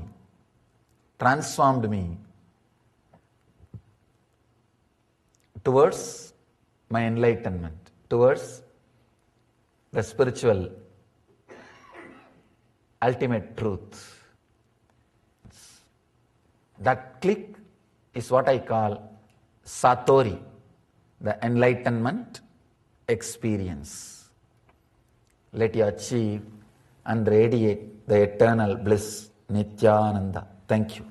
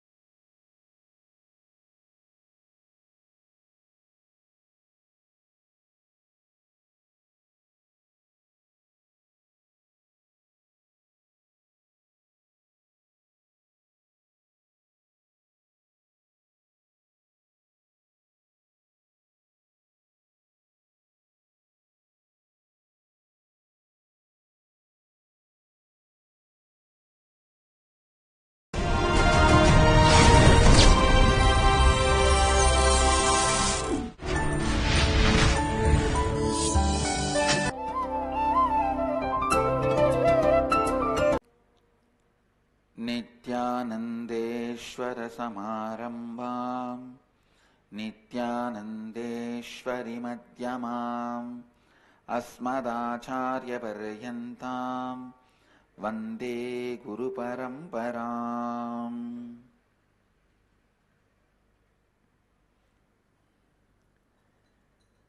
I welcome all the devotees, disciples, samajis, satsangis, Srimahans, Mahants, Kotaris, Tanedars,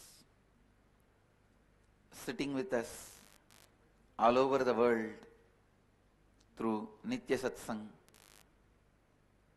Nithyananda TV, Sadhana TV, two-way video conferencing, having Naina Diksha. Cities sitting with us in two-way video conferencing, having Naina Diksha.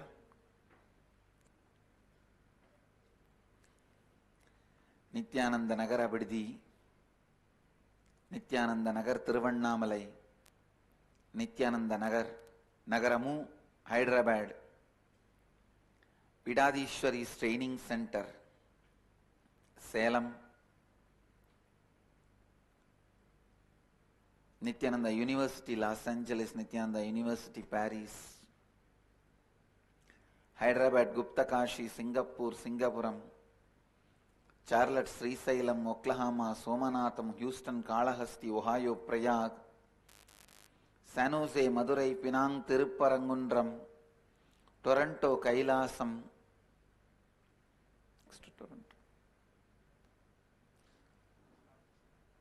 Scottsdale, Arizona, St. Louis, Festus, Seattle, Chidambaram, Jnaneshwar, Nepal,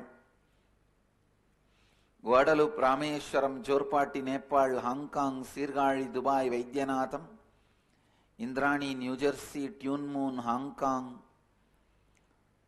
Johns Creek, Georgia, High Point, North Carolina, Austin, Grasse, France, London, Kashi,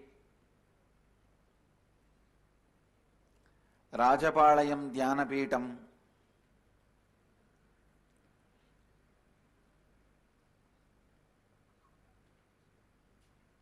with this,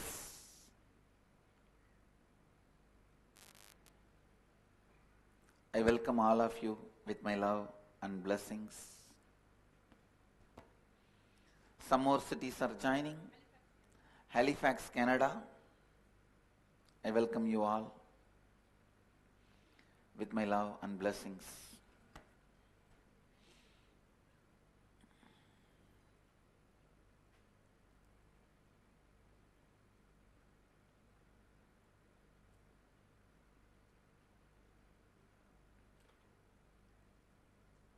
Today I will expand on living Advaita.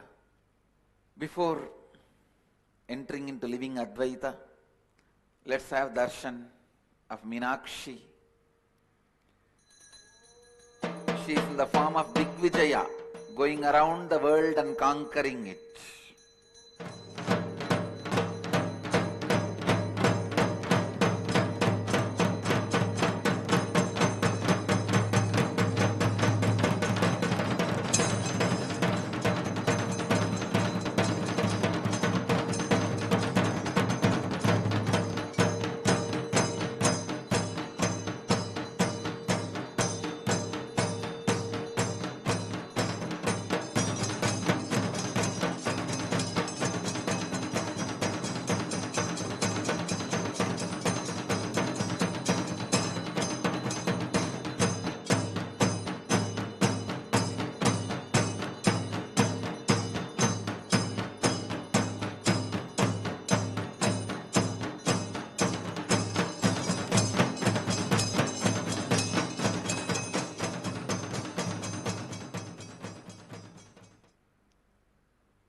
I'll take few minutes just to explain this story. Then I'll enter into the living Advaita. Yesterday coronation, today she goes round all the 10 directions conquering it. You need to understand this. Even if you get the kingdom from your father as an inherited, after the coronation you have to go around all the 10 directions, establish your authority. If you are not able to establish, Anybody declares independence, they are independent. So whenever the kingdom moves from the father to son or daughter, even as inherited, they themselves have to go around and establish their authority. Means they have to prove their qualification. Just because of the family you cannot inherit. In India, till independence, it was not family inheritance. In Hindu tradition, just because your father was a king, you cannot be a king. Just because your family, you cannot become. You will have to establish your credibility. So, yesterday was the coronation, and today Devi goes round all the 10 direction and establishes her authority. By tomorrow morning sunrise, she reaches Kailasa and sees Mahadeva. The moment she sees Mahadeva, she conquers Nandi. Mahadeva has to come to fight with her directly. The moment she sees Mahadeva, she understands she is Ardhangini. The realization of the Ardhangini happens, then by tomorrow evening the marriage ceremony, Mahadeva says, go to Madurai, I will come there and marry you with all your relatives. Then Mahadeva comes here with all his bhoota ganas, and whole Madurai gets frightened seeing the Shiva and Shiva ganas. Then Mahadeva takes a very beautiful handsome form. That form only is called as Sundareshwara, Lord of beauty and grace. So tomorrow, before sunset, the marriage happens. This is the story. So today Devi is going around all the 10 direction and establishing our authority. That is what you are seeing. Great. Let's move to living Advaita. Listen. I wanted to make these few statements on living Advaita. The more and more violence you cherish, more and more you become pieces, disintegrated, and useless to yourself and others. Listen. Never ever believe out of ignorance or innocence people will become useless. No. Only out of cunningness people will become useless. It's law of life. If somebody is not useful to themselves and others, be very clear. It is intense violence they are cherishing. See, when the land, when there is no water, it becomes too hot. It breaks and gives way, goes to pieces. Same way, in the being, when there is too much violence, heat, it gets disintegrated. I tell you, not once or twice, thousands of times I have seen. Whether it is Thanedars, Kotaris or Mahans, whenever I see inefficiency, I see a deep anger inside them, arrogance, feeling that they need to be given more in everything. I never accept innocence or ignorance with inefficiency.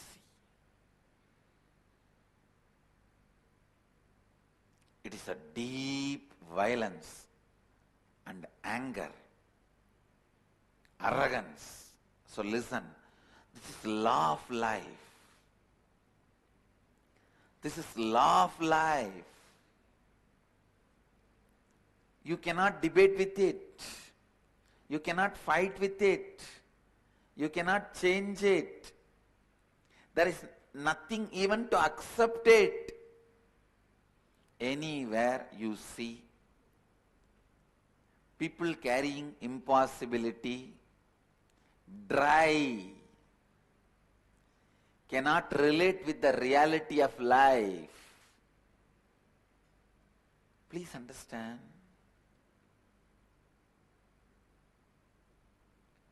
Whenever you relate with the reality of life,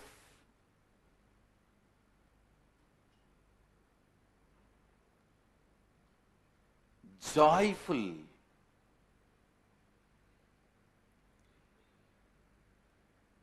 auspicious things simply happen around you.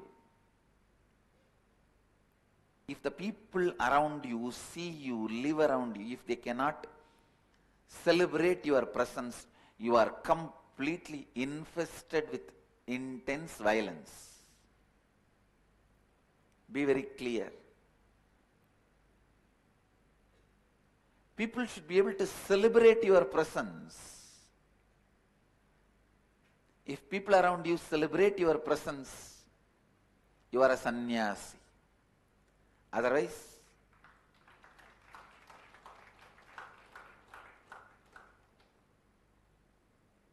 you just live in your arrogant shell. You need to do a lot of completion. I tell you. Please understand.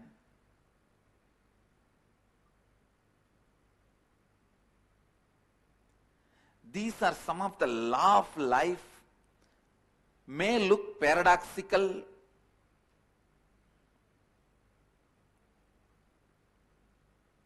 but these are truths. Your body should celebrate your presence inside it. Your stomach should bless you after you give food. After food, if you are feeling tired, sleepy, your stomach is cursing you, feeling heavy, uncomfortable, be very clear. You are not eating for your body, you are eating for your tongue.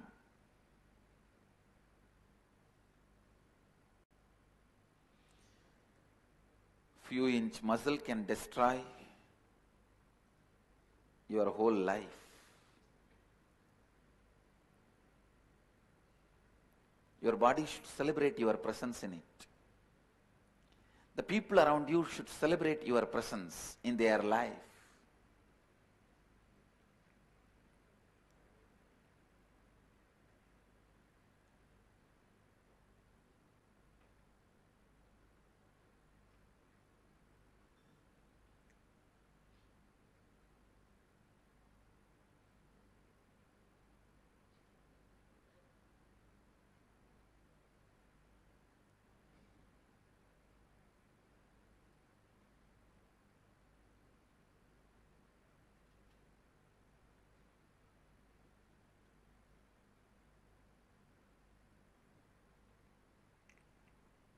Somehow this not being in tune with life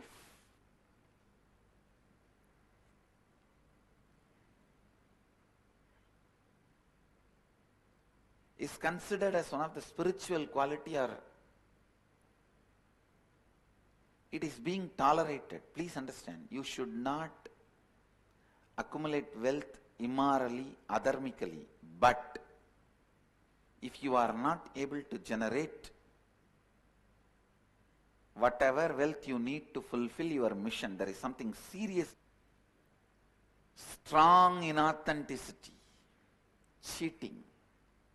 I tell you, just if one body and one mind is integrated to one goal, cosmos can never say no, even if the goal is so-called wrong. If a body and mind is integrated to that goal, authentic to that goal, cosmos has to simply say Tathastu.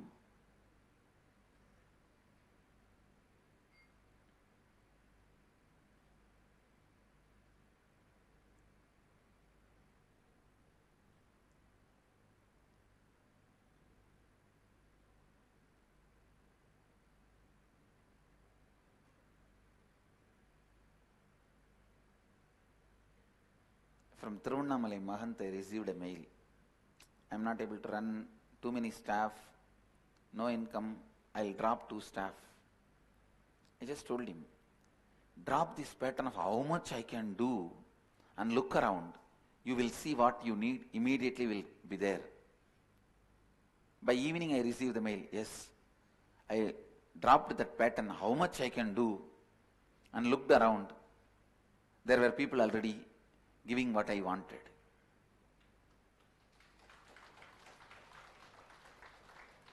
Understand the practical, what you call as practical problems are nothing but your arrogance, abusal behavior to life. Constantly imagining, by retaining your arrogance and cunningness, incompletions, you can be successful.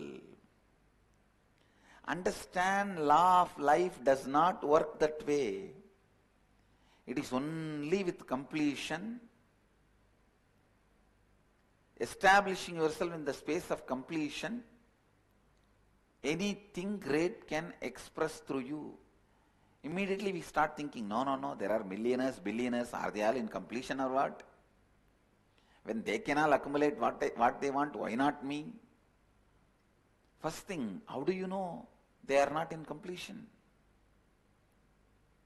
Maybe they built the completion in the past births. That is why they are able to handle that huge responsibilities in this birth. They built enough inner space in the space of completion. Or if they don't have completion, wealth may be around them, but they may not be living it. The zeros growing in bank is not wealth. The heroism you feel inside you is wealth. The possibility you feel inside you is wealth.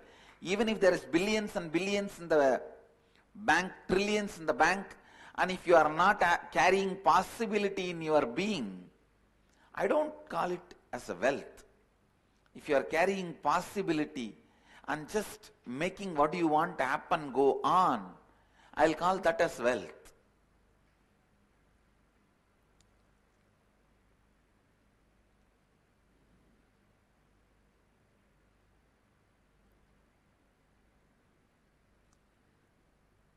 A deep down,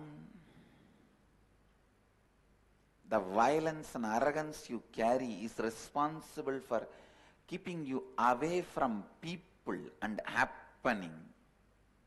Understand, life is a great happening. It is a constant utsava, celebration. From morning till night. You just need to drop your frustration. Life is literally Varanasi. It's a celebration always.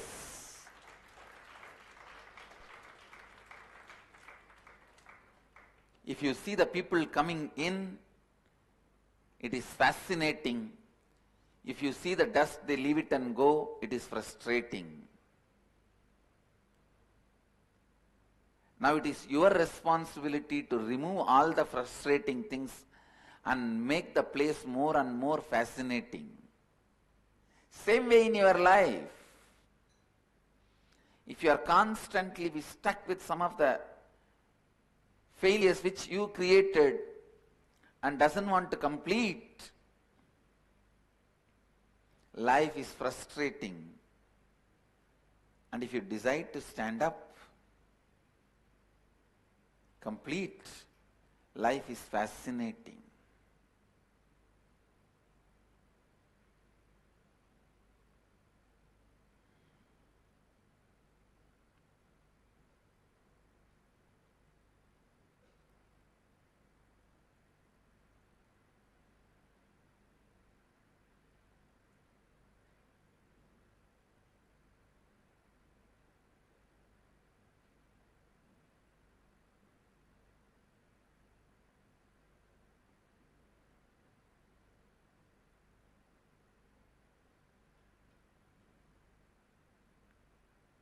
Understand,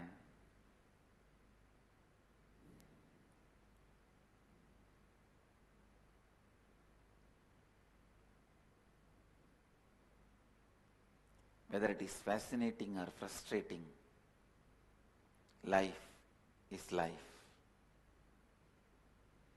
Life is life. If you are ready to fall in tune with the life, you are ready to complete with it, it will become more and more fascinating. So the first thing, stop cherishing the constant anger and violence, feeling life is not just. The more and more you cherish life is not just. Life is adharmic. Life does not give my right. It is not equal to all. The more and more you cherish these ideas, the more and more you will develop anger and violence, and more you will become dry. When you become more and more dry, you will be broken to more and more pieces. And when you are broken to more and more pieces, you will become more and more powerless, and exactly you will become what you thought, dirt. Exactly you will become what you thought as you, dirt. Now what I said is vicious circle. Now I present the virtuous circle. Start cherishing. No. Life has done so many things to me. I was only not ready to take it up responsibly. Then naturally the first seed will start happening. Cherish it more and more with responsibility and completion. You will see the seed grows, become a plant, plant grows, become a tree, tree grows and gives the fruit.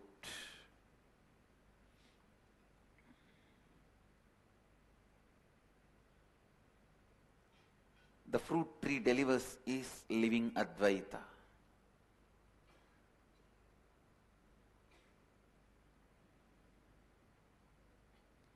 When you celebrate the life happening in you, first thing, your body will be so happy. Next, the joy will be such the people around you will start feeling you are such a strong presence. When people around you celebrate you, understand everything you call as life will simply happen. Your body celebrating your presence is health. People around you celebrating your presence is wealth, relationship, fulfillment, life, everything. In the stimuli process, both will happen. Your body will also celebrate your presence. Your body celebrating your presence is health. Your mind celebrating your presence is bliss. People around you celebrating your presence is life.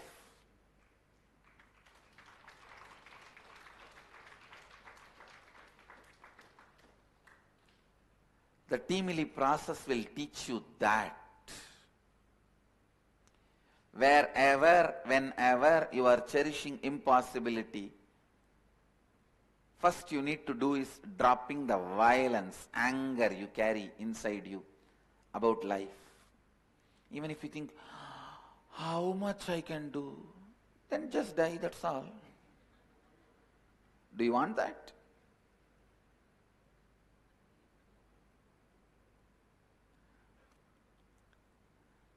Then why are you living the Indian diverse? This Indian diverse is a unique lifestyle. Neither you are married actually, nor you are separated legally. You live your life, she lives her life. Kids live their life. And when she goes for her dinner, she leaves a note. I am going for dinner with my friends. Your dinner is in the cookbook, page number 42. Ingredients are available in Reliance Fresh.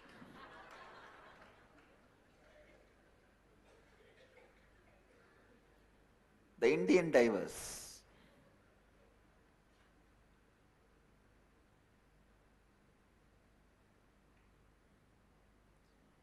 Don't have Indian divers with life. Either live happily, at least otherwise disappear. You can take another one body and when I say disappear, I don't mean commit suicide. You can't commit suicide. In Hindu tradition, suicide is not allowed. In our dharma, suicide is not allowed.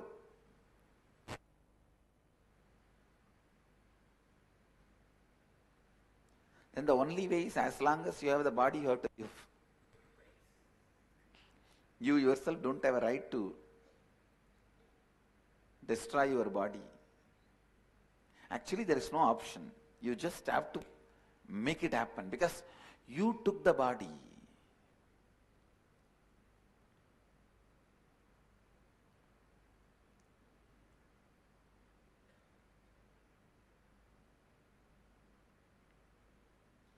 Don't live Indian divers with life.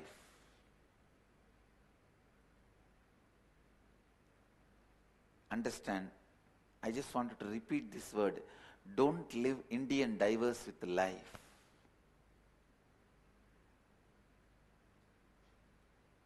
Now, if you are constantly nagging baby, who wants? Behave with life like a friend. You don't cry all the time to your friend. You know what kind of a face you should show to your friend. Show the same face to your own being.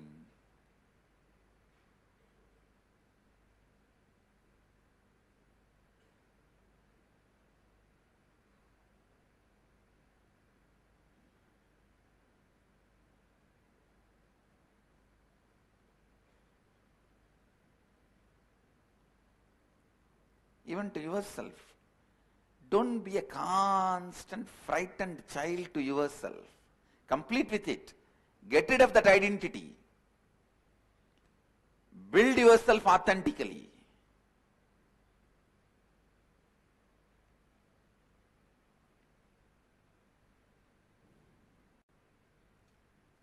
Don't constantly be a frightened baby.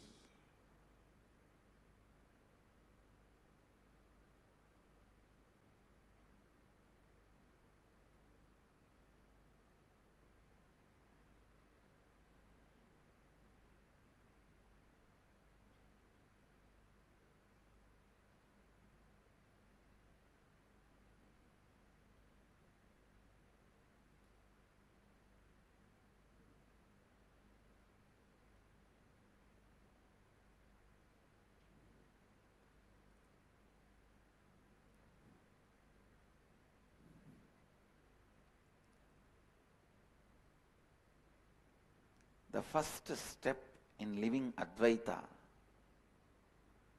is to get rid of the... Please understand, your fear is not cute. It is nothing but your own violence which you don't want to accept as violence, because you thinking you have violence is too much. Fear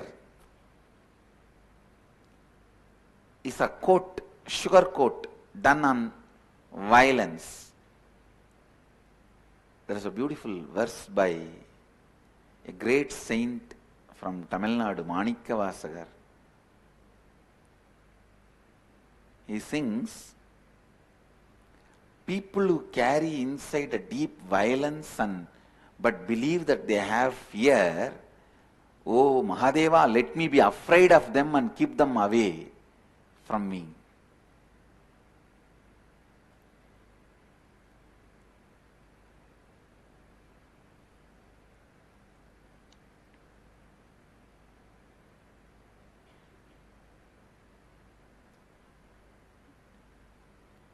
First, complete with that frightened child inside.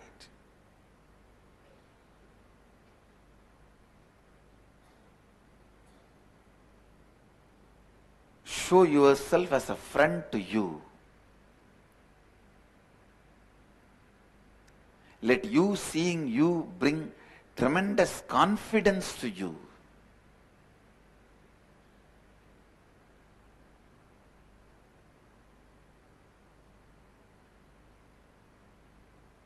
Even when you go to a temple, when you go to a god, guru, the way you carry you and present you to them, they should feel you are the offering.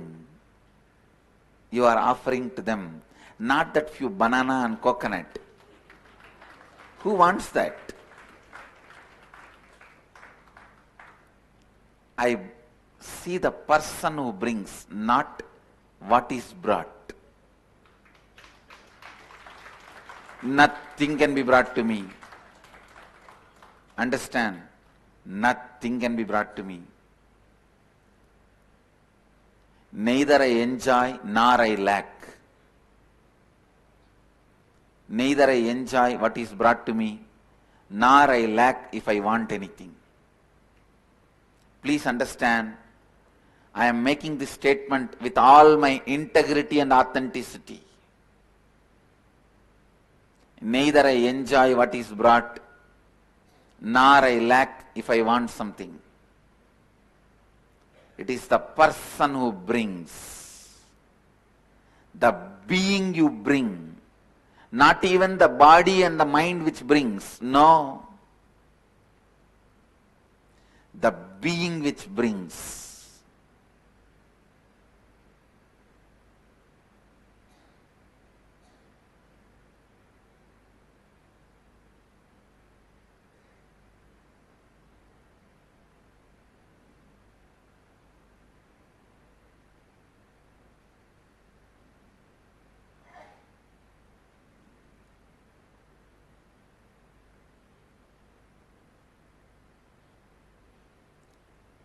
Don't have that Indian diverse relationship with the life.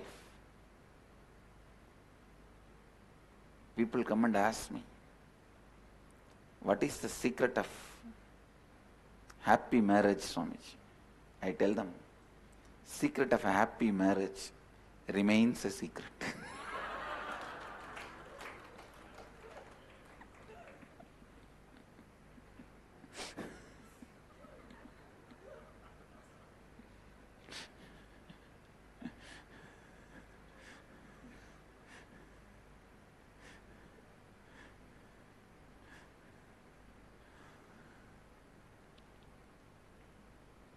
Listen.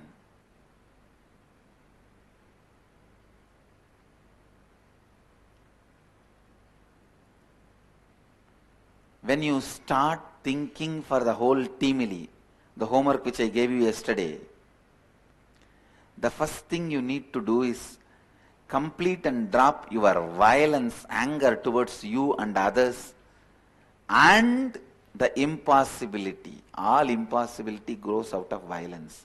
All powerlessness grows out of violence.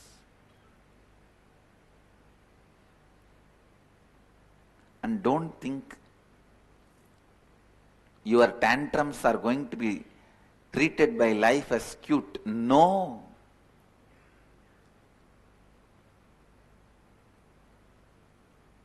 Tantrums are dealt only with ganas, means mace. Tantrums are not dealt with candy in life. Maybe your parents would have dealt your tantrums with candy. But life is not going to deal your tantrums with candy. Your parents were inefficient and they were in the hurry to do something, so they just want to silence you. And they throw what you want when you throw tantrum. They have no time to spend with you. But life has lot of time to spend with you. Your tantrums are going to be handled only by mace, not by candy. Be very clear. So stop throwing tantrum. Throwing tantrum is not cute. Cherishing violence and fear is what is throwing tantrum towards life. That is not cute, and life does not enjoy it,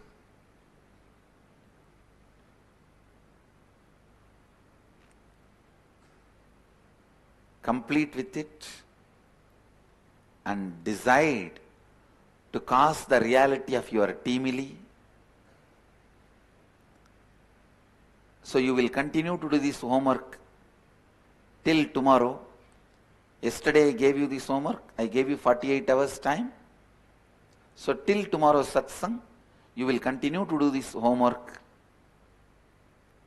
This homework is not for the IA participants. IA participants, I am guiding you through the inner awakening session. You don't get confused. This is for the satsangis. Satsangis are a group of people, devotees who are attending the satsang every day. Actually, without even attending IA, I am leading them also into the same living Advaita process by small processes, step by step. So with this, the punchline of today's satsang.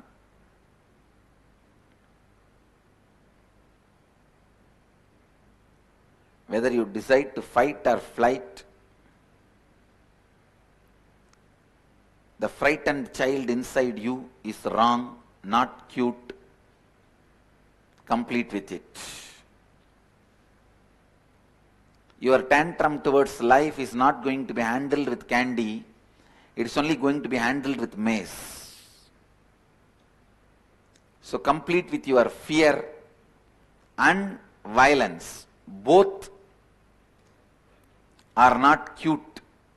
Be very clear about it.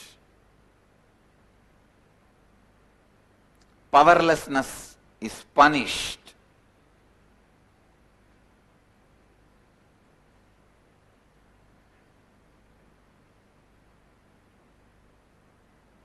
So be very clear.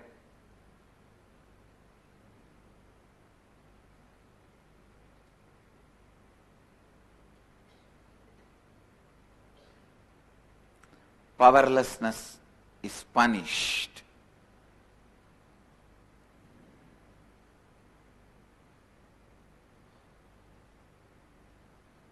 So complete it.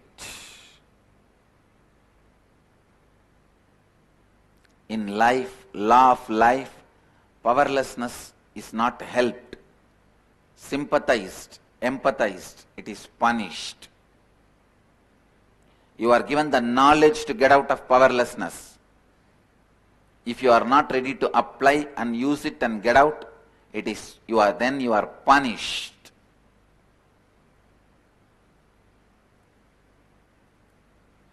Don't get into that vicious circle. Please understand, whatever I am saying is law of life. Whether you give the title, it is bad, it is good, nobody is there to receive the title, because life is you. Any title you give, you can paste it on your forehead, because the title belongs to you. Any title you want to give for life, good or bad, right or wrong, just or unjust, please stick it on your forehead.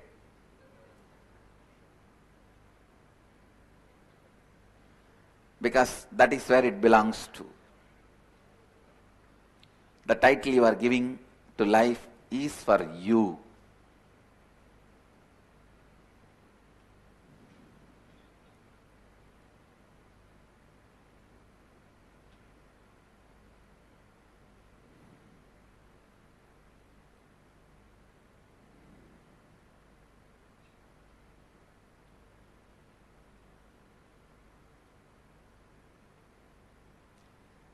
Just understand the simple truths of life and tune yourself to it. That's all.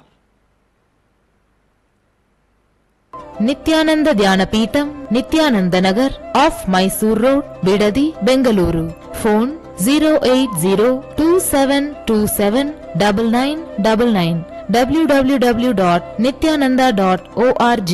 www.youtube.com/lifeblissfoundation.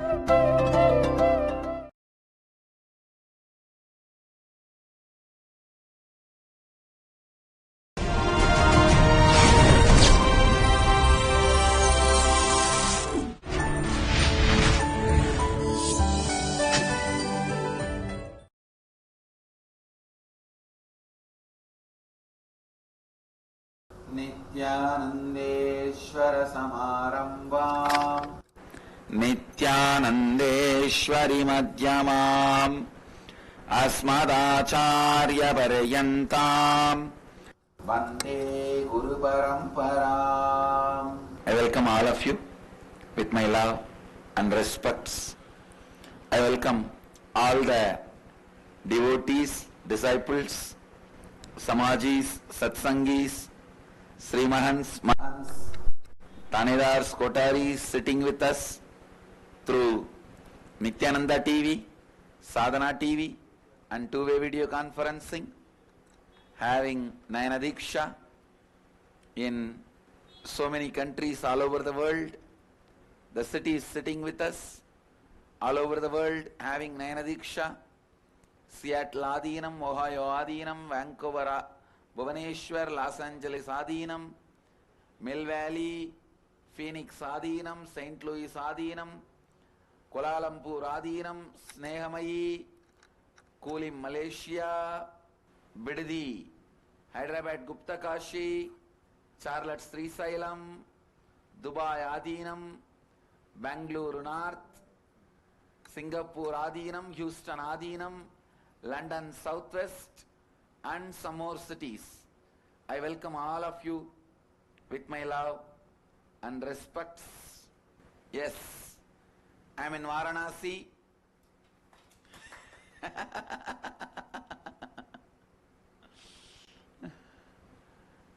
The one statement I can make, Varanasi is just a physical manifestation of Hinduism. See, whatever Hinduism offers to the world, Varanasi is the physical manifestation. It is not just Mahadeva, all gods, it is city of gods. Again, I don't know what to tell, how to tell. Every god is inside Mahadeva. But it is not just Mahadeva, it's every divine energy. Please understand, only one God is a stupid theory. There is only God is a reality. Only one God is stupid theory. There is only God is reality. Understand, there is a difference between these two statements. As long as you see many things, there are many gods, because everything is God. When you start seeing only one thing, that one thing is God, then there is only one God. Understand? If you see nothing, that nothing is God. So, there is only one God is stupidity, there is only God is the reality.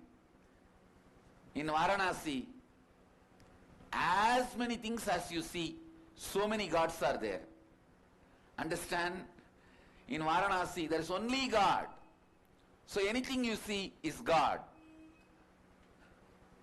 That is why there is only God is a most powerful statement than only one God. I am telling you, from yesterday, the moment I landed into Varanasi, just, if I had to describe in one word, feels like Sadashiva, center of all the enlightenment, power, consciousness, truth, energy, everything. It is just, from yesterday, I can see the Sadashiva multifold expanding and exploding. So, I welcome every one of you. Please come as early as possible. When I am here, what are you doing there? When I am here, what are you doing there? Come on. It is time. You come and experience Varanasi, the Maheshwara, Sadashiva, This is the place where you can experience the love current of Mahadeva. Because this whole city, Mahadeva created for the sake of Parvati, for the sake of Devi, because Devi wanted to settle down in plains. Mahadeva created this city. Beautifully the story describes, after Sati leaves the body, when she assumes the next body as Parvati and gets married to Mahadeva, and then Ganesha happens, Kartikeya happens, then Devi asks, let's go and settle down in plains with the whole family. Then Mahadeva chooses this place. After he chose this place and settled down, this place is Anandavana. Then Devi wanted to bless her previous Janma father Daksha. So Parvati and Mahadeva both appear in front of Daksha, who was staying at the time in Haridwar, in his palace in Kankal. So by then he has become Shiva devotee and he was worshipping Mahadeva, Daksheshwar Mahadeva, and Devi and Parvati appear, Devi and Shiva appear and bless him. After the blessings, Devi invites Daksha and wife of Daksha to come and stay in Varanasi. So they both also moved to Varanasi to live Vanaprastha life.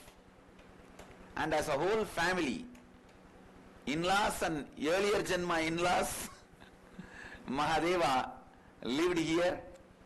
To see all of them, Ganga comes.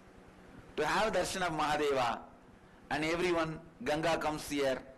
This is the beautiful city where you can experience the love current of Mahadeva, and I welcome every one of you.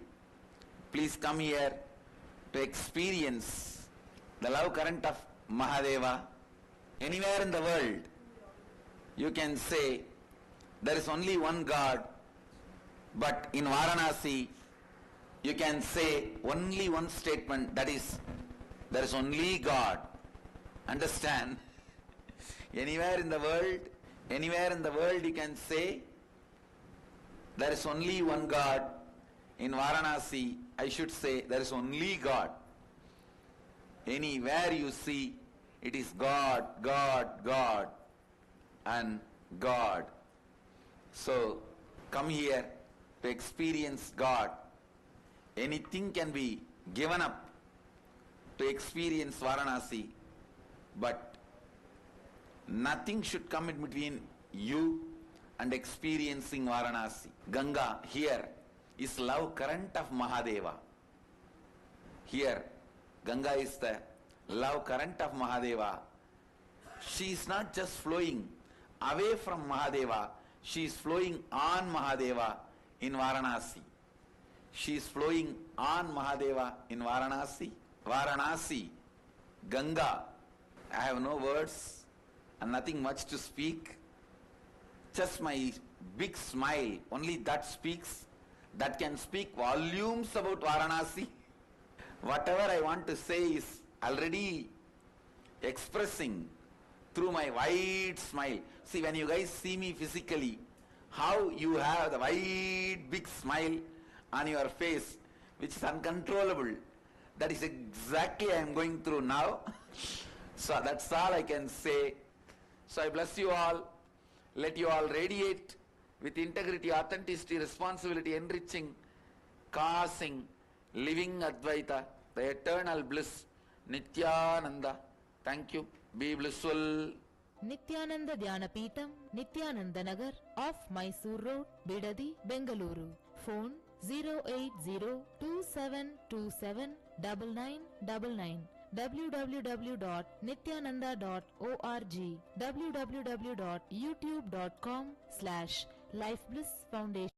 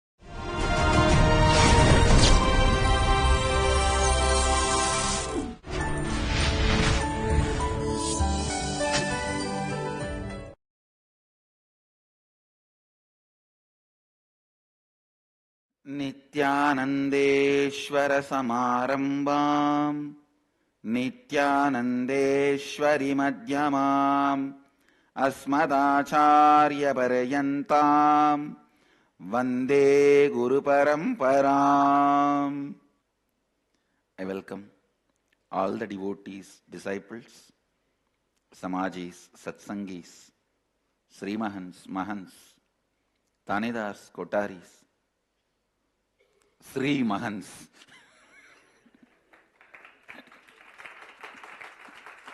and all the devotees, disciples, visitors, viewers, sitting with us in Anandavana, Varanasi, and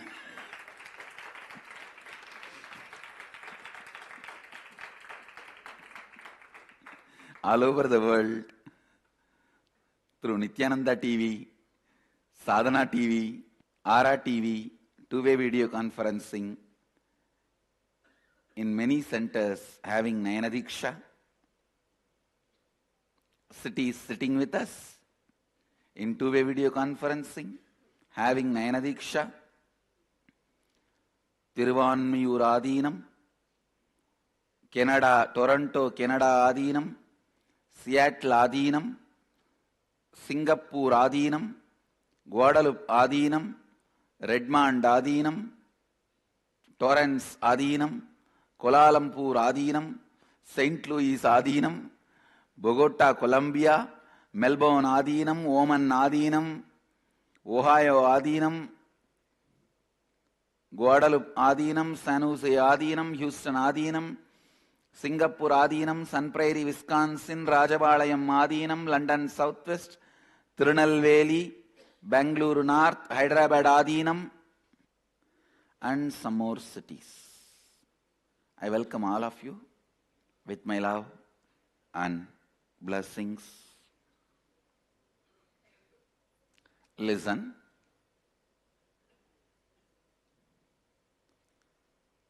Today I'll expand on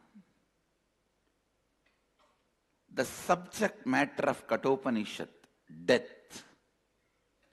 How constant dying,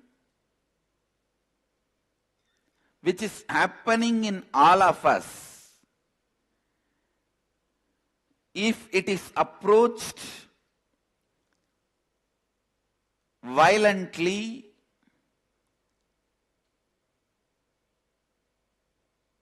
arrogantly, negatively, turns into pain and suffering. If it is approached with a mood of listening, passively, how it leads to transformation. Listen. By your very nature, you are living consciousness. How much ever you try to frame you into certain ideas and ideologies for the sake of convenience of your everyday life, please understand, if there is a fire in this hall, you have to run out. This frame is perfect to have. If there is an earthquake, you need to leave the hall, go to open space. This framework is perfect to have. Nothing wrong in it. These frameworks, rules, understandings, regulations are good to have in the outer world. Like you will sleep only in your house. These are all good to have, but it is so unfortunate you start putting the framework for you inside. Like first time when I felt powerless at the age of 7, how I responded, I will respond the same way till the age of 79, whenever I feel powerless, is a bad framework. Listen, understand the difference. If there is a fire, you need to run out of this hall. It's a good framework to have. Nothing wrong with it. If there is an earthquake, you need to leave this hall. It's a good framework to have. As far as the outer world is concerned, the frameworks are okay because matter functions based on dead decisions and frameworks. Listen, matter, the external matter, because it is already dead, it functions only based on certain law of life. It does not have flow of life. Listen. It has a dharma, it does not have yama. Listen. Yama means flow of life. Dharma means law of life. The objects which has only law but no flow are called dead matter. Objects which has law and flow are called the conscious matter combination. Chit, Jada, Grandhi, human beings. We have the possibility of flow and certain law. For example, if you drink poison, your body will be dead. It's a law. That is dharma. Yama, flow of life. If you want, any time you can excite yourself, enthuse yourself, make yourself happy, is the flow of life. Understand? Flow of life is free, joyful, exciting, enthusiastic expression of you. Yama. Flow of life is your freedom. Yama. Law of life is simple, straightforward rules. Dharma. If something functions only based on law of life, it is dead matter. If something can play between both law of life and flow of life, functions as straight dead matter. Flow of life as a possibility of excitement, enthusiasm, non-materialistic, expansive cognitions. Listen.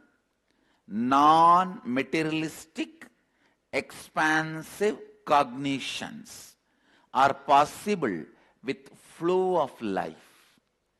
Yama. Yama, dharma. Please understand this word. The flow of life belongs to consciousness. Law of life belongs to matter. Human being is a possibility. He functions with flow of life and law of life both.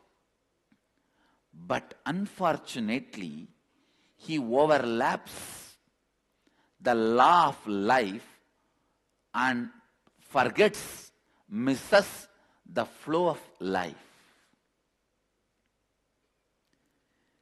All your pain, all your suffering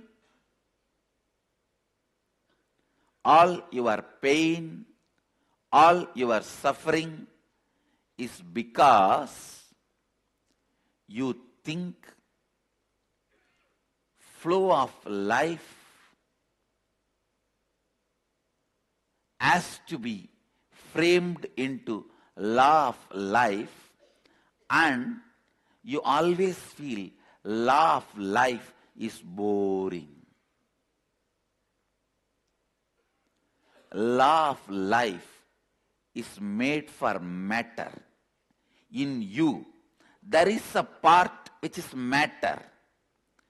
Deal matter with law of life, not consciousness. Consciousness need to be cognized constantly with flow of life. I'll give you more examples. Listen. For example, everyday satsang. If you deal it as a law of life, it is boring. Oh God, every day I have to come and sit.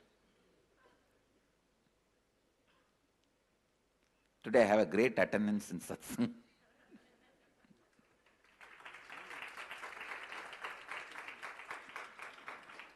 But instead, if you look, no, it is not same every day. Every day, the new cognition, inspiration, understanding is happening in me, then the same satsang becomes flow of life, not law of life.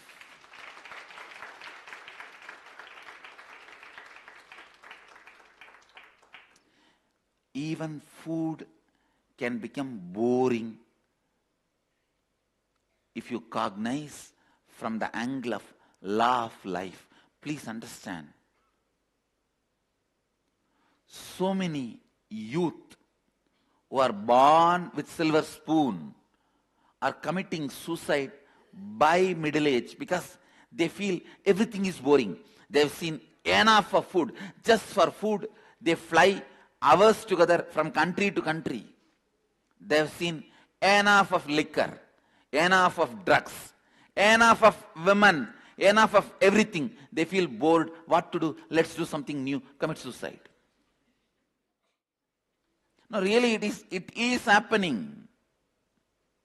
Some places where you are not courageous enough to commit suicide, just fall into depression. Law of life, good, as far as you deal the matter. But if you project that on the consciousness, it makes life bored. No work, no working day is same. But you go on believing, you are constantly made to believe, Monday to Friday, it is all same. All the system which makes you a number, listen, all the system which makes you a number tries to put you just into the law of life, dharma, is making you forget the flow of life, yama. Understand? I am revealing the definitions of yama, flow of life, dharma, law of life, the sacred secrets related to both directly from Akashic records. Why is office boring? Why is work boring? Why is work tiring? Because you wrongly cognize and you are made to cognize it is all same. It is law of life. No, never this throne is same for me second day. Understand, every day it is new for me. Every day it is new for me. Every day you are new for me. Every day I am new for me. Every day what I am uttering is new for me. Celebration comes from yama, understanding the flow of life. Not just by dharma, understanding law of life. Understanding law of life is great. It makes things easy. Like I gave the example, if there is a fire, you have to run out of this hall. If there is an earthquake, you need to move out of this hall. This is the dharma, law of life. It is good as far as things of matter is concerned. Dealing with the matter is concerned. But it is unfortunate. Unconsciousness of the people and society makes you think and feel even your life is law of life, dharma. No, it is flow of life, yama. Look in where all you froze yourself. Break all those frozen parts of you. That is what is staring at death. Thou shalt not freeze your life by mistaking yama into dharma. Thou shalt not make your life boring by bringing the dharma into the space where you need to have yama. Please understand, yama is like flowing of the river. Dharma is like water flowing in the canal. Both have different energy, different intelligence. Water flowing in the canal, you can never make sure or guarantee it will reach the ocean. Water flowing as river, you can guarantee it may be in any country. It will reach its goal. Yama. Society feels frightened about the people who are flowing. Individual feels frightened about the people who are framing him into law. Understand, both groups are having wrong understandings. The orthodox group which tries to frame an individual, the rebels who try to break the whole society, both are stupid. That is why never both systems are successful on the planet Earth. Neither orthodoxy nor rebellious people will ever be successful. It can be at the most overpowering each other at particular time, conquering each other at particular time, but not victory, winning over. You need to understand what is the matter component of you. What is living component of you? What is matter component of you? And what is conscious component of you? For matter components, good to have dharma, law of life. But conscious components always have yama, flow of life. Flow of life brings beauty to you, grace to you, joy to you. Shiva in you is flow of life. Understand? You just need only little awareness and put your attention on it. To get rid of a cockroach, you don't need a warrior sword and the shield.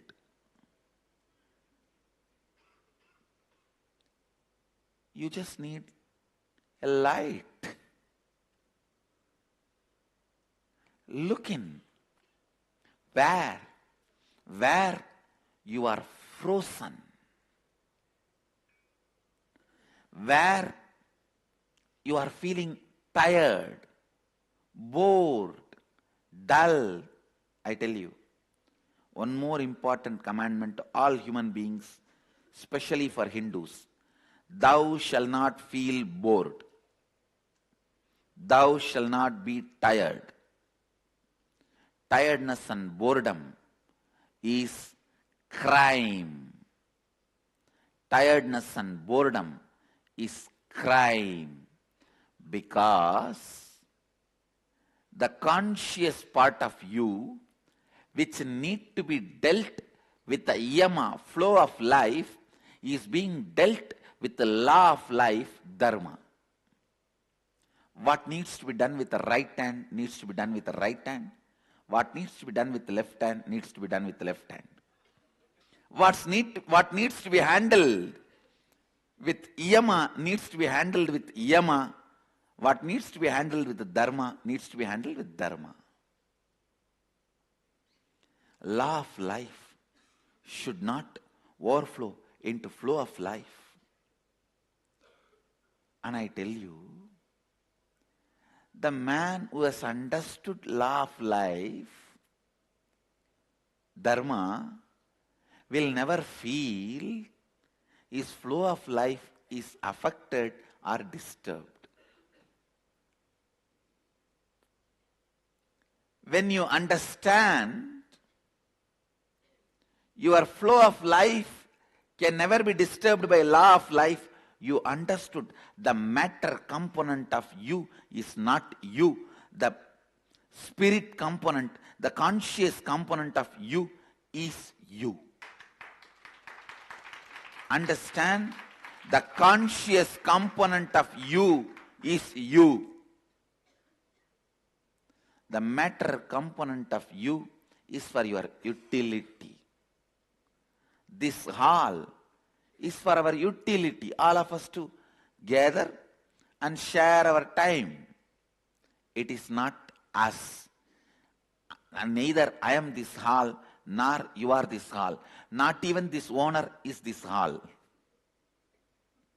It's a utility. For the common utility, matter need to function with dharma, law of life. But consciousness does not need to function with law of life. It can just function with flow of life. Whenever the dead rules are posed on your sensitive parts of your being, love becomes marriage.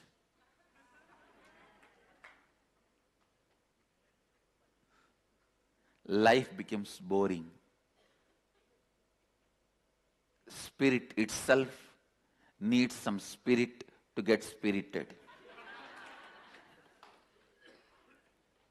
Spirit itself needs some spirit to get spirited. Understand, boredom is one of the biggest crime done to individual consciousness. Boredom is one of the biggest crime done to individuals by the collective society. And the worst crime is trying to give foolish solutions for the foolishly created boredom, the so-called entertainment industry. Understand? Instead of solving the problem in the root, for example, you are having a nightmare that 10 tigers are chasing you, 11 lions are attacking you, your anaconda is running behind you. In the dream, you are running. In your bed itself, you are screaming, "Oh, save me, tiger is coming, anaconda is coming, lion is coming."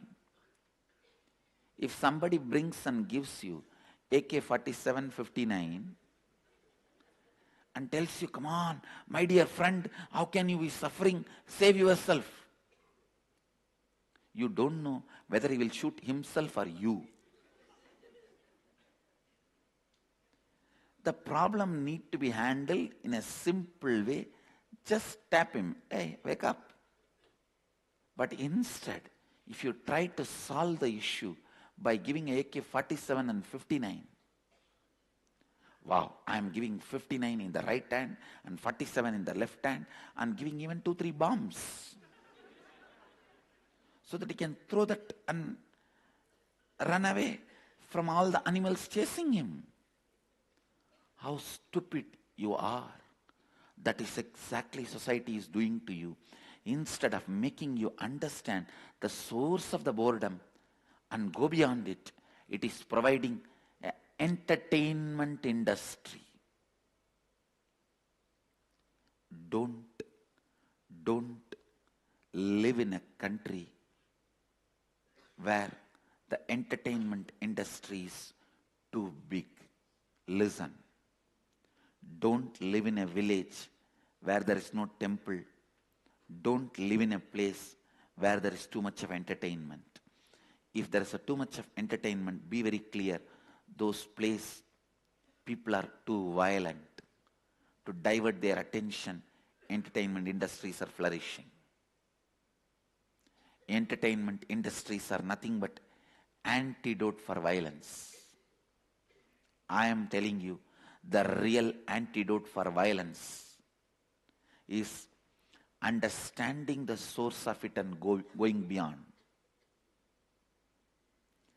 These entertainment industries, because they have to divert human beings from violence, the external boredom, they think they are becoming creative and finally pushing them into fantasies and fantastic violences. A hero hitting somebody and 200 people are dead with a bare hand. The people attacking him are all full of weapons. Is it not a violent fantasy or fantasy-based violence? And Tamil movie, God. A villain will be going in the flight. Hero will be going in the bullock cart and he will catch it. He will catch the villain. And the villain will be the pilot. He will take control of the flight who was driving few minutes before. Bullock cart, who doesn't know anything about flight, who has never got into flight, who was born and brought up in the village, never moved out of the village, will suddenly become the pilot. How? He remembered his past life, knowledge and experience when he was a pilot in the past life. How did he remember the past life memory of driving the flight? Suddenly, without remembering in all these days, no, when he was closing the door of the aircraft, one bolt hit his temple. And the brain has gone through a change. And his past life memory to fly is awakened. Entertainment industry, instead of healing you, unfortunately, only suppressing your feeling bored. I tell you, it is boredom makes you violent. Boredom in life makes you violent. Boredom in life brings frustration. Understand, whenever you see there is no possibility for new flow of energy in your life, then comes boredom, frustration, violence. Anybody who sees the possibility of new flow of life never becomes violent or terrorist. Sanatana Hindu Dharma constantly teaches you possibility for a new energy flow in life. It is living based religion. That is why it is living religion.